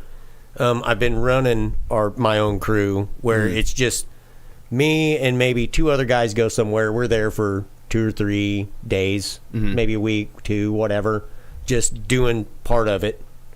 And then fly in 2 more people to help out and do that next part. And then fly in 2 more people and do the asphalt part. Then people start flying back out, rotating. It's because we didn't have enough people to do it to have full crews. Yeah. So now I've got myself. I've got my nephew Ian Whitaker is my right hand guy.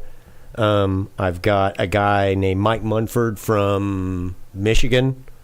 Super good human dude. Cool. I've got my oldest son and my youngest son working on my crew. Really? They raced at Fayetteville. That's cool. They dug dirt.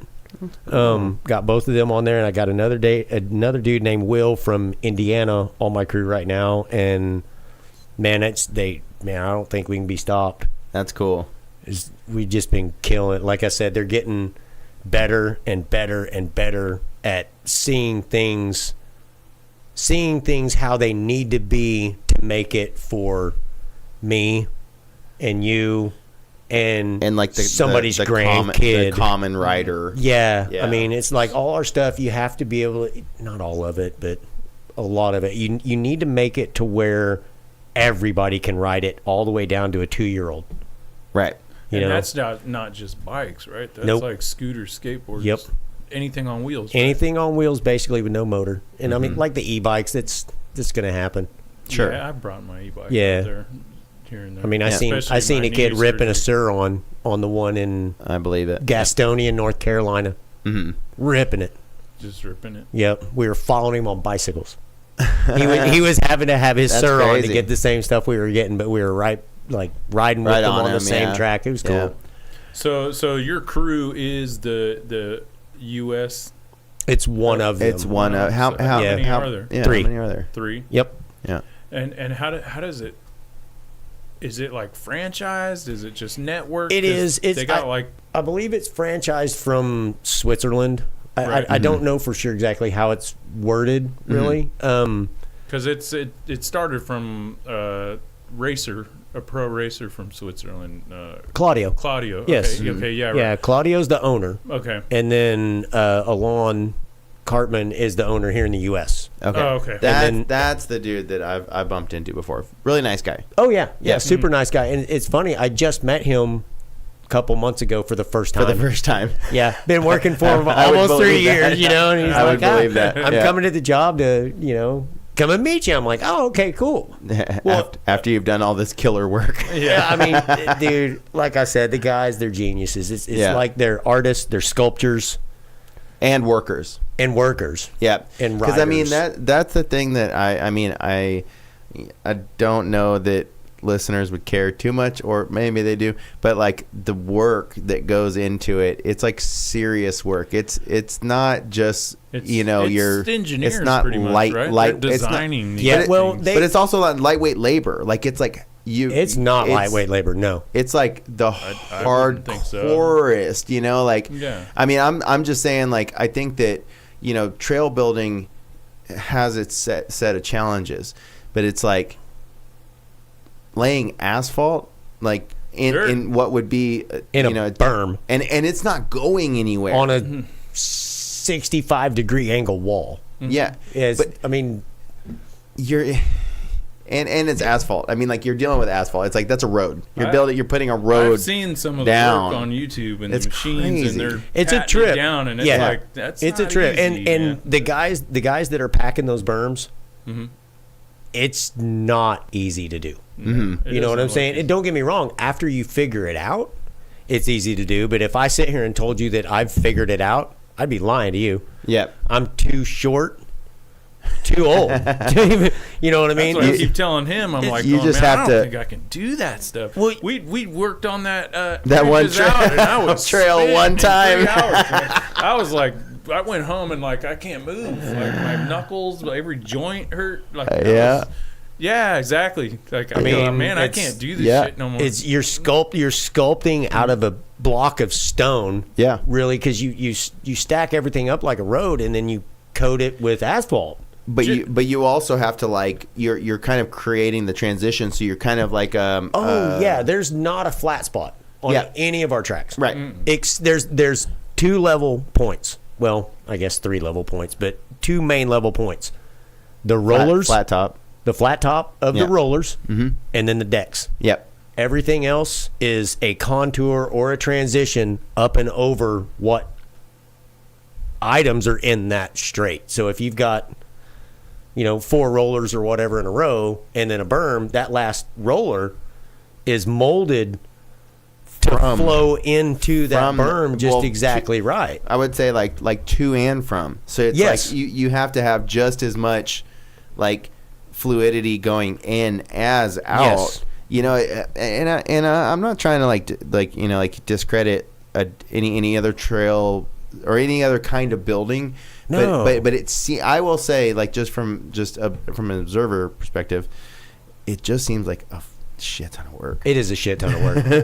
It is. Like, and it's like people, man, I want to work with you guys. Man, you guys build the cool stuff. And, Are you sure? How do I get to work here? This sure? and that. Sure about and that? Then a week later, they're like, I quit. It's like, I mean, we've got this thing called the wheelbarrow guys. And have you seen the wheelbarrow guys? No, tell me. Oh shit. Okay, so one of the guys that I work with, Rich or Jack or somebody, I can't remember who did it, but anyway, they got this thing on Facebook, and it's the wheelbarrow guys. Okay.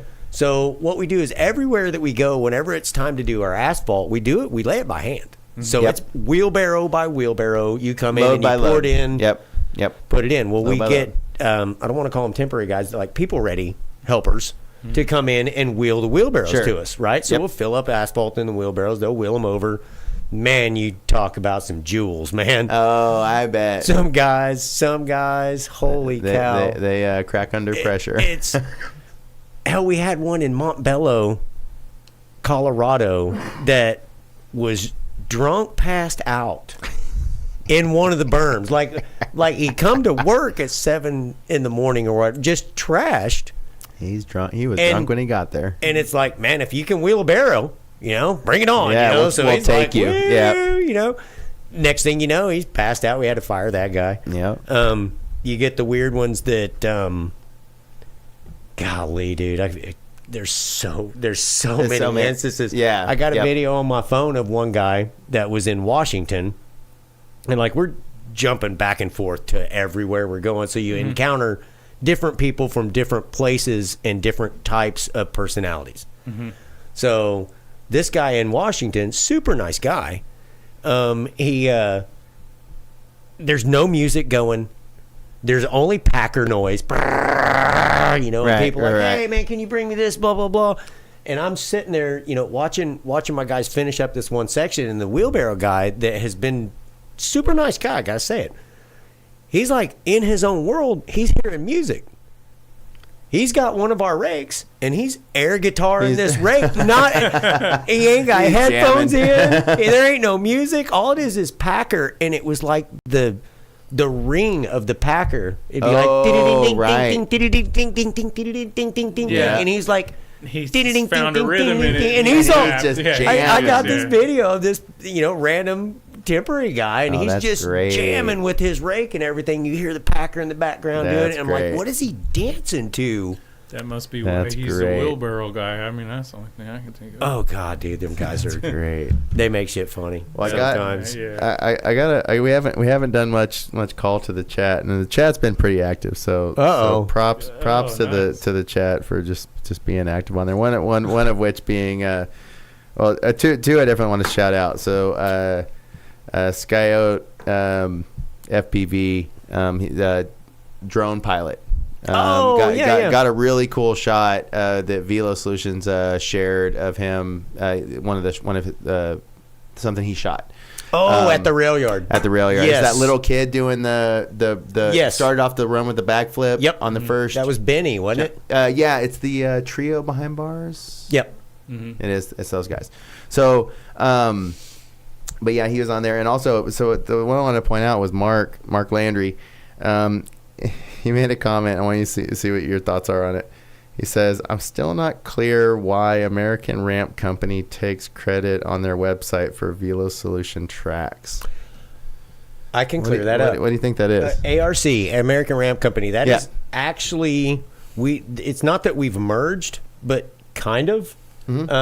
Anytime that American Ramp Company sells a park, which involves the wood ramps or the skills courses for the kids, or any of the jumps or jump lines or anything like that, and they sell a park that has a Velosolutions track in it, like attached to it. Yes, it goes through ARC as a project, as the contractor. Yeah, I guess. Yeah, well, I mean, kind of.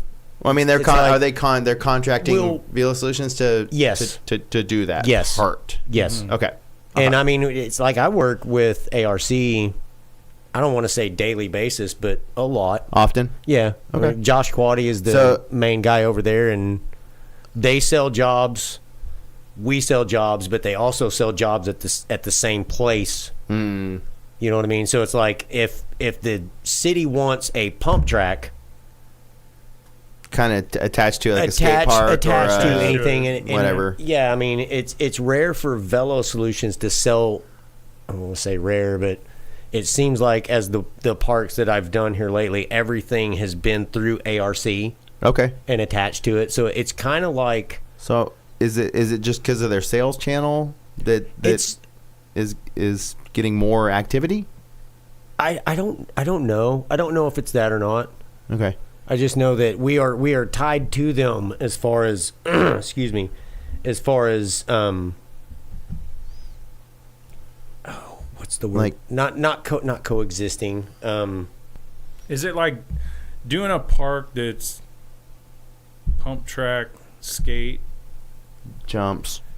Like here's the project of a park. We want part of it to be a skate thing, part of it to be a pump track. Yeah, there's and then that's the connection. Many different companies along the way that do it. Yeah, I would think about like the one that comes to mind immediately is Fort Smith, the Riverside or Riverfront Park. It's got the pump track.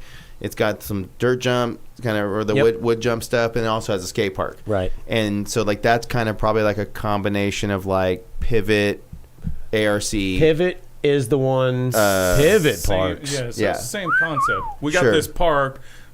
They want a skate park. Whoever built the skate park didn't do the pump track. It's like, so all these 3 different companies all come together to make this grand and they're and it'll be associated through ARC. So an ARC job, like I was saying, if I'm clocking in and it's an ARC job, then our check is coming through ARC. You know, because like obviously, like all construction stuff, I'm sure that as you're doing the job, the company's not getting paid until it's done. You know what I mean? So they I don't know exactly how they do it, but I'm assuming because most construction stuff is like that. But ARC, like I said, directly works with us whenever they sell a park that wants a Velosolutions track in it. Right. Then it's all coincided together. And but they're like the overarching contractor, like of the bid or the bill. Or, I mean, sometimes, like I said, our boss sells them. Also, you know what I mean. So to me, it sounds like it's like whoever gets the contract is the one that's kind of steering the project. I think so, yeah. You know? So then you like if Velosolutions got this project, then you would subcontract ARC to do the skate part of it. Skate park. I guess maybe vice versa. I guess maybe that could happen. I don't know. Like I said, most everything that I directly work on is mostly time through ARC. That's interesting. That's real interesting. Even if it's just strictly a pump track. Sometimes, yeah. Sometimes. See, and that probably is just their sales team that just got that right. sale. It might be somebody says, hey, you know, I want a Velosolutions pump track, and they're like, hey, we got like, ARC we can get that done for you right now. We can do that for you. Like basically, like you don't have to. We don't have to end this conversation, sir or madam. You know, like, you know, I can actually help you with that. We'll get Velosolutions in to take care of that for you. That kind of deal. And again, I don't know exactly for sure that that's how it works, but I'm pretty sure they may facilitate just action sport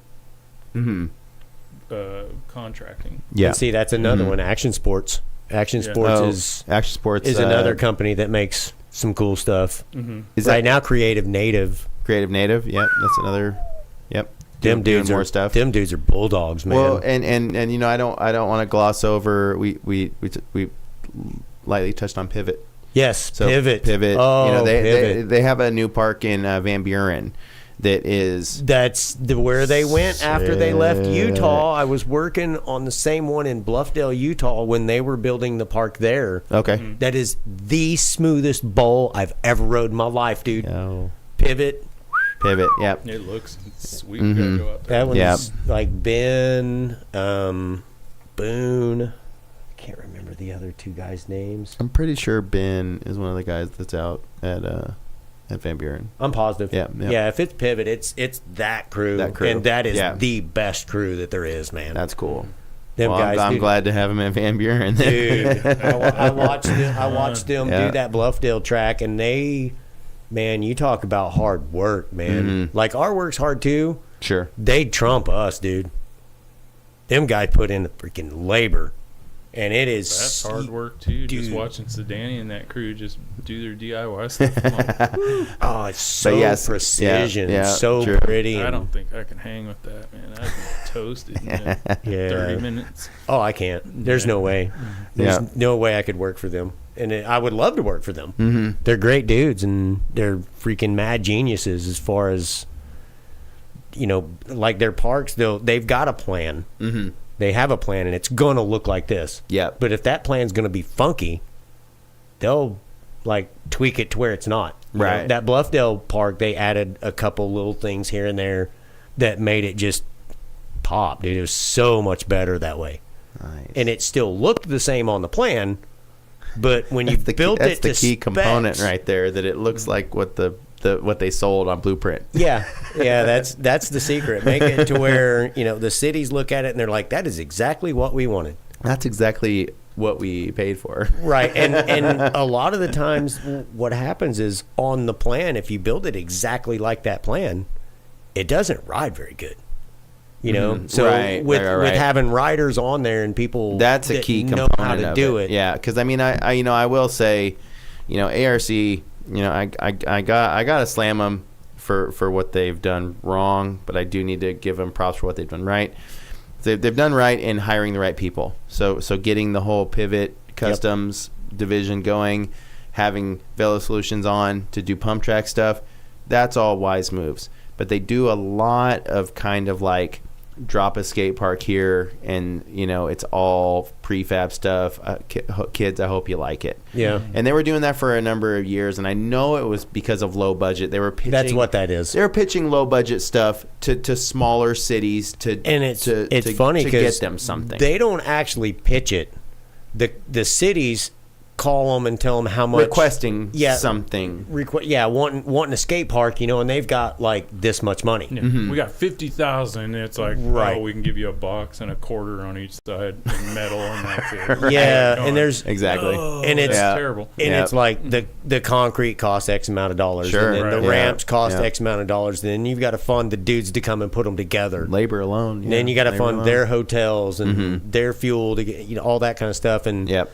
I totally get it. They're putting a skate park where there wasn't one. So I do have to like give them credit. Yeah, totally. In the fact that they're doing Clarksville comes to mind every time. Clarksville. Mhm. Yeah, it's like it's not great, but it's like there wasn't a skate park there before. So I mean, we should be stoked that there is a skate park. But I think that, you know, kids who skate parks like that never end up going anywhere because that doesn't foster like good skateboarding. You know, is those prefab things. Yeah, but it is something Gets that them you in. get them in, and if that gets them deeper, It's then I think kinda it did its job. It can be looked at as the Walmart board of skate parks. You know, it's like, yeah, you got it, but then a year later, it's just tumbleweeds rolling through there. Yeah. You know, nobody's Pra- there. Prairie Grove Skate Park is actually the one that I think of. Really? Like just metal. It's like a square pad and then some metal ramps on it. Yeah. And I never see anybody there. Yeah. And then the cities behind it are kind of like going, see, I told I told you, and it's like, no, but you didn't.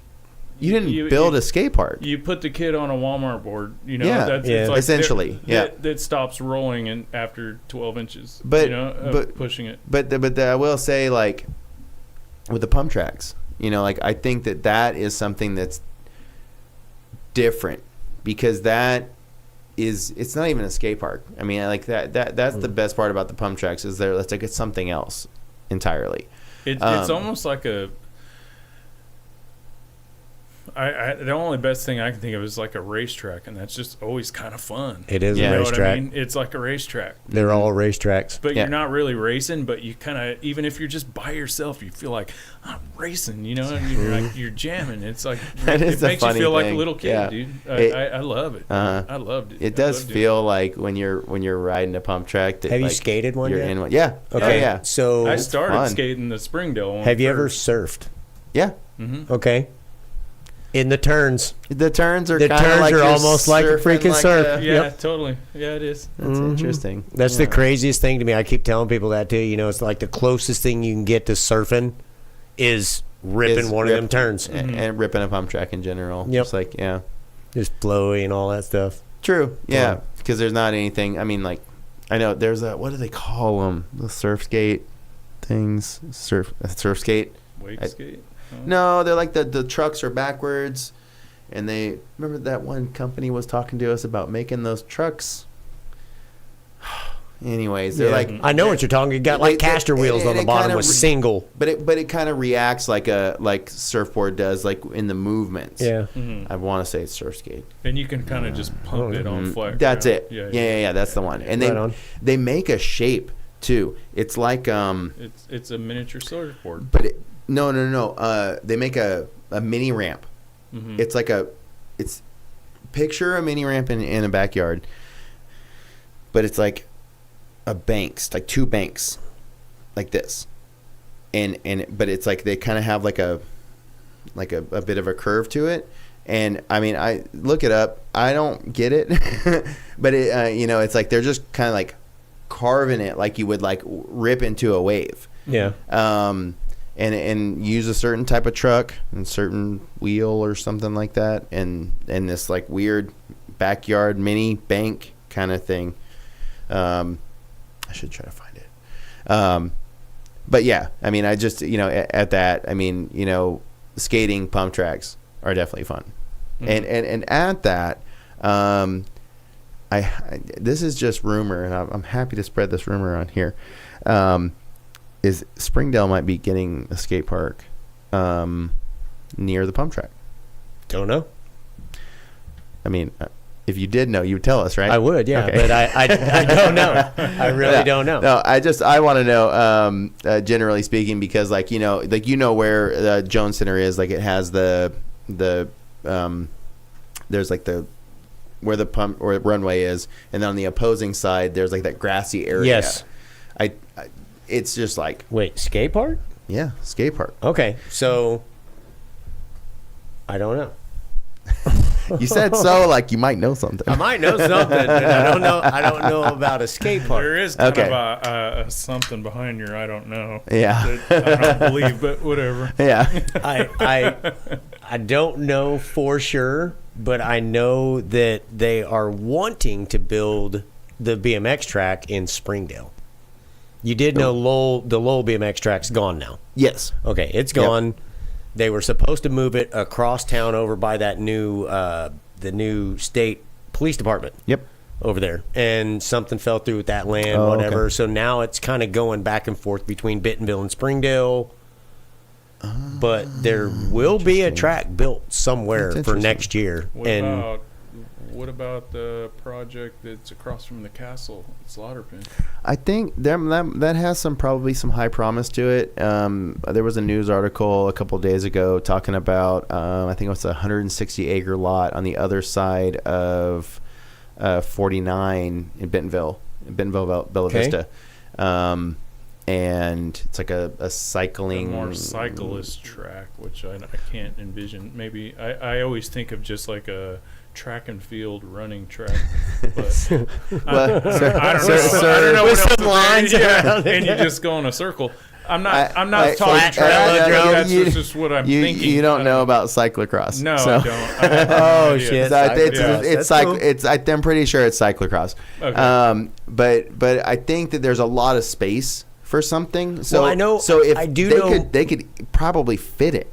Well, I know Mike Gilbert from the Jones Center. Yeah, Gilbert. You remember Mike? He's not with the Jones Center. Oh, but okay.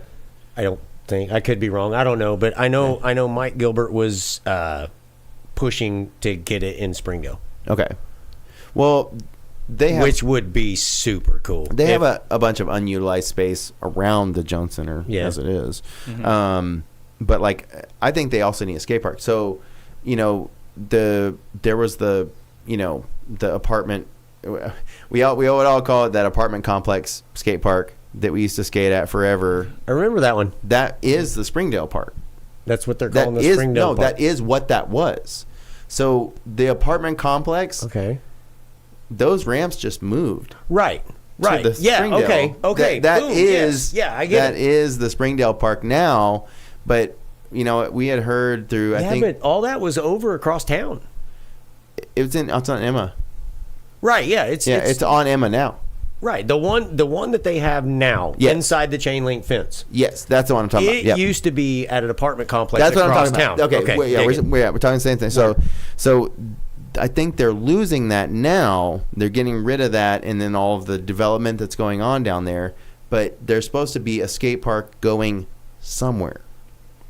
But it doesn't. I think on the plans for the Springdale Park, I don't think there's a skate park in it. So I mean, like the speculation was that Jones Center might be able to, or might be taking it, and they're not sharing their plans of like what they're doing. I don't know. That's a really good idea though. That spot right there on the corner. That would be a great spot. Yeah. That's plenty of room to put skate park and a BMX track. Really. And that'd be pinnacle. Man, that'd be such a good location. We're back to Fayetteville all over again. BMX park next to the skate park. Yep. Perfect. Yeah. Oh, that'd be sweet. That's what I told them long time. When I first met Mike Gilbert and like talked to him about the pump track and how cool it was and all that. They were talking about doing something at that time as far as doing something in Bentonville. Not Mike, but somebody else. And you've got that spot right over there by I think it's the Come and Go. Like on that side where the pump track is by the Come and Go. Right there, That big open grass area, that's the perfect spot for a racetrack, really skate park, jump lines. Easy money. Oh, that'd be cool. Oh, that would be cool. That'd be like on your lunch, you could go and like air it out on some stuff. Oh, I go there on my lunch anyways. runway, and just ride runway. Have you hit the berm to berm gap yet? Where the airplane is painted on the deck. No, I have not done that. Gotta do that. I even put little dots out there and everything. I should do that one. I should do that one. Are the dots still there? I don't think so. The little tape dots? I don't think so. No. I think they. I'll fix that tomorrow. There we go. Show me the line. I will. Show me the line. Because I got to leave out. I'm leaving out first thing in the morning to go to Florida. We're going to Atlanta first. Helping Braxton do some stuff there, getting it ready for after the New Year's, and then we'll be back to Atlanta after the first of the year. Okay. Finish that track, and then wherever next, man. Maybe New Mexico. Something. You're going with the flow. You don't even need to know. I don't. You don't I need don't to care know to where know. it That's is. my poor guys. Do they hate My that? poor guys. Where are we going? I don't know. My poor. Have you called crew. anybody? No, I don't want to call them. We're not done yet. No. I think that's age with me, man. I don't care anymore either. It's like, I'd rather just not know and wake up and go, what are we doing? Yeah. It makes life pretty interesting. It does. Sure. It just breaks up the monotony. That's right. Yep. Well, we should get off here. I got one last thing. Cynthia says heard Conway was getting a BMX track in the next couple of years. That wouldn't surprise me either. Yeah. Honestly, I don't know. Like I said, I've been out of the actual racetrack The BMX thing. Yeah, the BMX racing thing. Yeah.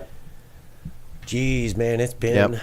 Well, I went back to it in 2020 and like raced a little bit here and there. Like raced the Grands, did pretty good, and then raced the Gold Cup, ended up second in the Gold Cup that year. Had a good time, but as far as like running stuff or really in the know of what's going on, it's been nothing but pump track since Velosolutions. I feel like that's where like you might be able to like blend the two, like, hey, Velosolutions, let's get into some BMX. And we've had some good ideas, dude. All the guys that I like the idea. Oh, we want to do this, I we love the want to do idea. that. But I think one of the coolest ones that we could probably come up with, and I don't know how to go about it, it's just been mentioned to me before, was like an asphalt dual slalom course. Yeah. Oh, yeah. That would be cool. That would be sick. That would be and really like fun. our straights are most generally like 6 foot wide. Okay. You probably have to widen them out a little bit just to make it to where you're not going to die. But but man, Thunderdome at Kohler just gets all kinds of hype. Mm-hmm. Like they run little. They run it all the events there time. that's just fun. How I all the rode my time. 20-inch down that hill. Yeah. Oh yeah. Yeah. For sure. So much And fun. it's fun. I could totally see that being. Yeah. Cool. Yeah. That'd be fun. Mm-hmm. Yeah, they're still doing like on Thursdays or something. They still do a Thunderdome ride or something. Yeah, they do it during the summer and stuff. The Thursday night throwdown. Yeah, during the summer. That's it. Yeah, it's been cool. Yeah. I've snuck into a couple of those and watched that. Just like because I'm randomly, if I'm coming into town, I don't usually tell anybody. Yeah. This is a Just rare. sneak it in. This is a rare thing for me for people to actually know that I'm here. I had to sneak this in. And then I didn't have to. That's awesome. Yeah. Thank you. I mean, you're leaving tomorrow, so I'm very elusive, and it's not on purpose. It's just you're going with the flow. I don't really know where I'm going all the time. Yeah. So whenever I do get a chance to come home, I kind of I keep it on the down low and hang out with the family and stuff like hang out like with that. Mostly wife. Hang out with her for a little bit, and then whenever she's busy and she says, "Oh, you should go ride," that's when you see me at the rail yard. When you start going out and checking. Yeah, and like I'll just I don't. Hey, I'm coming. Let's go. Blah blah blah. Yeah, right. I just go and ride. Just go and ride. Yeah. Like hell, yesterday it was yesterday, day before. I was at the rail yard and I didn't have my red shirt on. And I'm not noticed unless I have the red shirt on, right? That's right. So I went in like totally like incognito. Yeah. And I was sitting up there, and I look over, and one of the kids is Henry Davenport, one of the kids from Rogers, super cool kid. But Henry was up there, and he looked over. He's like, James. I was like, what's up, Henry? Nobody knew I was here. I was just cruising. Just here. This is the first time I've actually had to put down a time and date that you were going to be that somewhere. I was going to be somewhere and held that date, dude. We're appreciative. I love you, brother. Love you. This is crazy to go full circle. Full circle. Yeah. Yep. Still here. Still here. From looking through that fence to sitting here on a podcast. It's so funny because like I totally forgot about that shit, dude. Yeah, like, oh, we had to talk about it. Creep looking through the fence at the skate park. What the hell? Get out of here, you old man. Oh, that's great. That's great. Well, we covered a ton. We're around our 2-hour mark, so it's a good time to cut it. Damn, that was quick. Yeah, 2 hours can fly when you're having fun. Yeah. Wow. So we have to wrap on one more thing. So you brought a gift. I forgot all about that shit. You brought a gift. And Scott didn't tell you about this. James, tell us what your plan is. Okay, what your thought is. I brought a couple. We got to start off with Slayer grip tape. Slayer grip that tape comes attached pretty cool. to an Illegal Life deck. Illegal Life shop. It's a skate shop. It's not a shop. We were in Colorado at a skate park, and we randomly do this sometimes. We'll have stuff in our trailer at the skate park, at the pump track, whatever. Yeah. And you'll see that one kid. Yeah. And his board is just thrashed, but he's still out there riding it. Sure. Mm-hmm. We'll go up and we'll take something cool that we bought from some kid or bought from a local shop and run up and say, like, here you go, dude. That's cool. Man, your board sucks. Take this one. So I got that one that we got to give out to somebody. Got to give that to somebody. Yeah. Okay. And then I brought this is where things get. This is where things. Oh no, not yet. We got. I love this. I love this. Funny story behind that one. I used to have one. I still have one. When I was like 12 years old. I still have one. I had the blue one. I was supposed to be riding. Look at this. One of those right now. No way. And I ran it over in Utah. It's hanging on a shelf in a storage building, and it's the brand newest ones they had. It's my fault. What size is that? This is, I don't know. It's an extra large kid's size. Extra large kid's size. I'm skinny. My buddy recreated my bike that I had when I was like 11 years old, and it had the Skyway Tufts on it, the snake belly tires on it, everything. That one, it was so cool. Well, Scott, you gotta try that. You're gonna have to try that one on. I'll Hulk that thing. I'll Hulk that thing out. I was at the groove. Okay, yeah. So this is the next thing that's pretty interesting here. I love this. Again, it's the juvenile skateboard. Yeah, it's the juvenile Gnarkansas collab. Yeah. Okay. So you went to the groove, and you went and straight up built a complete for the listeners. Dude. For one lucky listener. One lucky listener. Okay. It has my favorite trucks on it, the Indies. Dude. It has G-Spot for the love of whatever. Yeah. Bones Red. Those are actually Forrest has told me those are really good wheels. So they taste good. I mean, I don't know. They're ribbed. For their pleasure. But yeah, I'm kind of when I saw this, it's like, hey, I'm at this time and this date. I have to be there. How better to show up than that's the craziest gift ever. So somebody's gonna be so stoked. Do you know what size it is? It is an 8.3. It's an 8.3. That'll work for anybody. Yeah, that really could work for a lot of folks. For a lot of people. I mean, I know you got people listening, and I knew there was going to be people. No, listening, we got to figure out. We got to we'll definitely figure out some creative ways to give all this stuff away. I think the complete has really got to hit somebody for Christmas. Absolutely. I want to hit somebody for Christmas. So how are we gonna give this to somebody? How are we gonna choose it? How are we gonna do this? That's all you, brother. I don't know. Okay. I don't know. I mean, so it can't be trivia question. No, I don't necessarily want. I can't remember a lot of shit. Yeah, right. So it would be unfair for it to be trivia. Well, yeah, totally. But we got to get it to somebody that's deserving, that it's fitting, and that watches the show. Yeah. Well, yeah, definitely. So it's got to be somebody that's watched the show. So how do we do this? It's too late for I can't do any a whole shot. Yeah. Reward. Yeah, we're already started. Yeah, really. Can't do that. Man, dude. That's awesome. I would just say, yeah, dude, super props for this. Let's just do. How about we just do comments on the video? So, comment on the video if best comment. I don't know. Best comment, funniest comment. James chooses. Yeah, dude. If you want this board, if you want this board, you ride a 8.3. And you like indies. And I don't have my glasses on, so I don't have a clue what the hell that says. I don't have a clue. I just know it says juvenile, and he's got yellow toenails. I'm so glad there's someone here like me. You can't see either.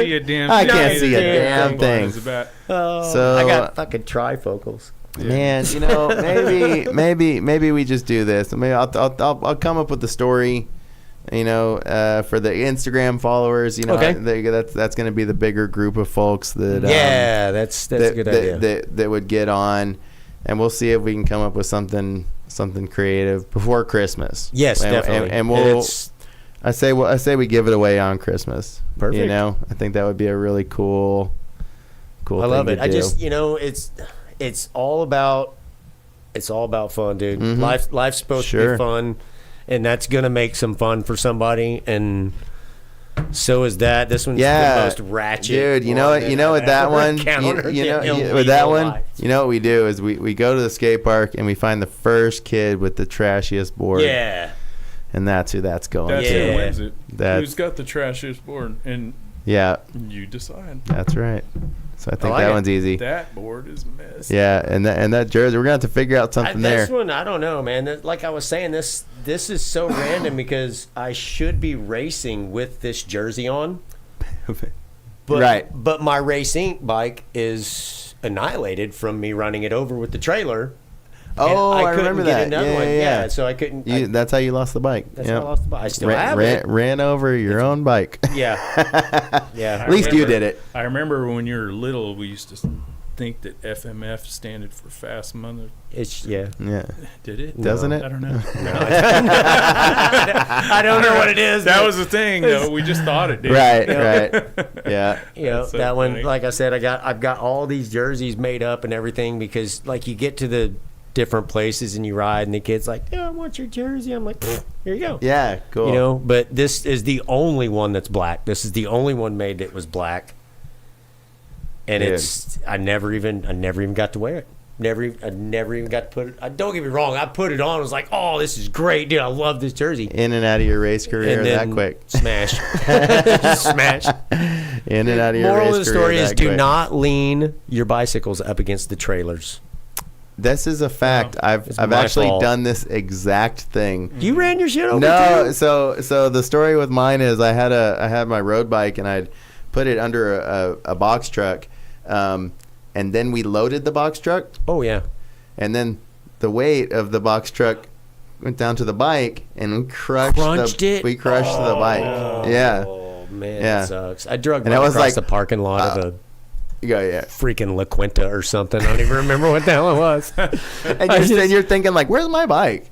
No, I heard it. Oh no! All I had to do was move the trailer 20 feet. That was it. And it's like I go and set the bike up just to get out of the way. As soon as I heard it, I went, wait a minute, and I jumped out and it broke one of the spindles off my pedal. Drug it across the parking lot, smashed the rear triangle. And you knew. I almost cried, dude. Hey, that's another thing. I don't know if my wife is listening, but hey, I want to give you a shout out, babe. There you go. Thanks, babe. She drove. That woman drove to Utah with my freaking bicycle to bring me a bicycle. Shit, you not. That's rad. Fellas, good luck finding a cool Good luck. I only thought there was one good woman left, and I hope there's more left, dude. I hope there's more left. And you'll know her when she'll drive to Utah from Arkansas with a bicycle, because she knows you're in borderline, what do you call it, borderline depression right now because you ran your shit over. Okay, I'm driving to Utah. Yeah, it was that quick. Oh man, good stuff. Well, man, thanks for coming, dude. You're welcome, it was a great time. Yeah, definitely. Great time. Yeah, I learned a lot, man. Yeah. Learned a lot about Velosolutions and stuff. Yeah. A bunch of animals. Mm-hmm. Yeah. Bunch of Every one them animals. is like I'm probably the calmest one they got, dude. Which is hilarious. Oh yeah. Anybody that knows you. Yeah, it's been quite the ride, dude. It's been a lot of fun. All the guys I work with are freaking geniuses. Like I said, they're artists, they're sculptors. Yeah. They're mad crazy workers. And you're one of them, dude. You're one of them. I know. I mean, we just want Pat it to yourself be on the back, dude. Yeah, it's all right. right It's up all there, right. bro. Yeah. It's a good time. It's like I said, life's supposed to be fun, and every one of the guys that work in the pump track, skate park, dirt job industry, all this stuff, man, they do it because we're not always going to be around. All of us ain't always going to be around. No. But the shit we've been making, it is going to be around. There's going to be some kids on that shit for a long time, dude. And it tickles me to death. Dude. Yeah. Love it. That's so good to hear. Awesome. Freaking skaters. Love y'all. Freaking skaters. Here we are. Here we are. Yep. At the end, it's all skateboarding. It's all skateboarding, trying to do something crazy. Ain't that the truth? All right. Well, it's been a good time. Thanks for having me, dude. Yeah. Thank you. Good having you. Interesting. I love your spot. I love what you've done with the place. Dude, Mm-hmm. we are here. And this is it. This is the Gnarcast. Gnarcast. Rad, dude. And All right. We're going to be like one of those pump tracks. We're not going away. We're not going We're always anywhere. gonna be here. Yeah. They'll come back to the YouTube sphere and see us. Yep. Technology 200 views later. just blows me away. This technology. Yeah. All right. Well, it's good having everybody. Thanks everybody in the chat. Thanks. We'll Thank see you you. guys.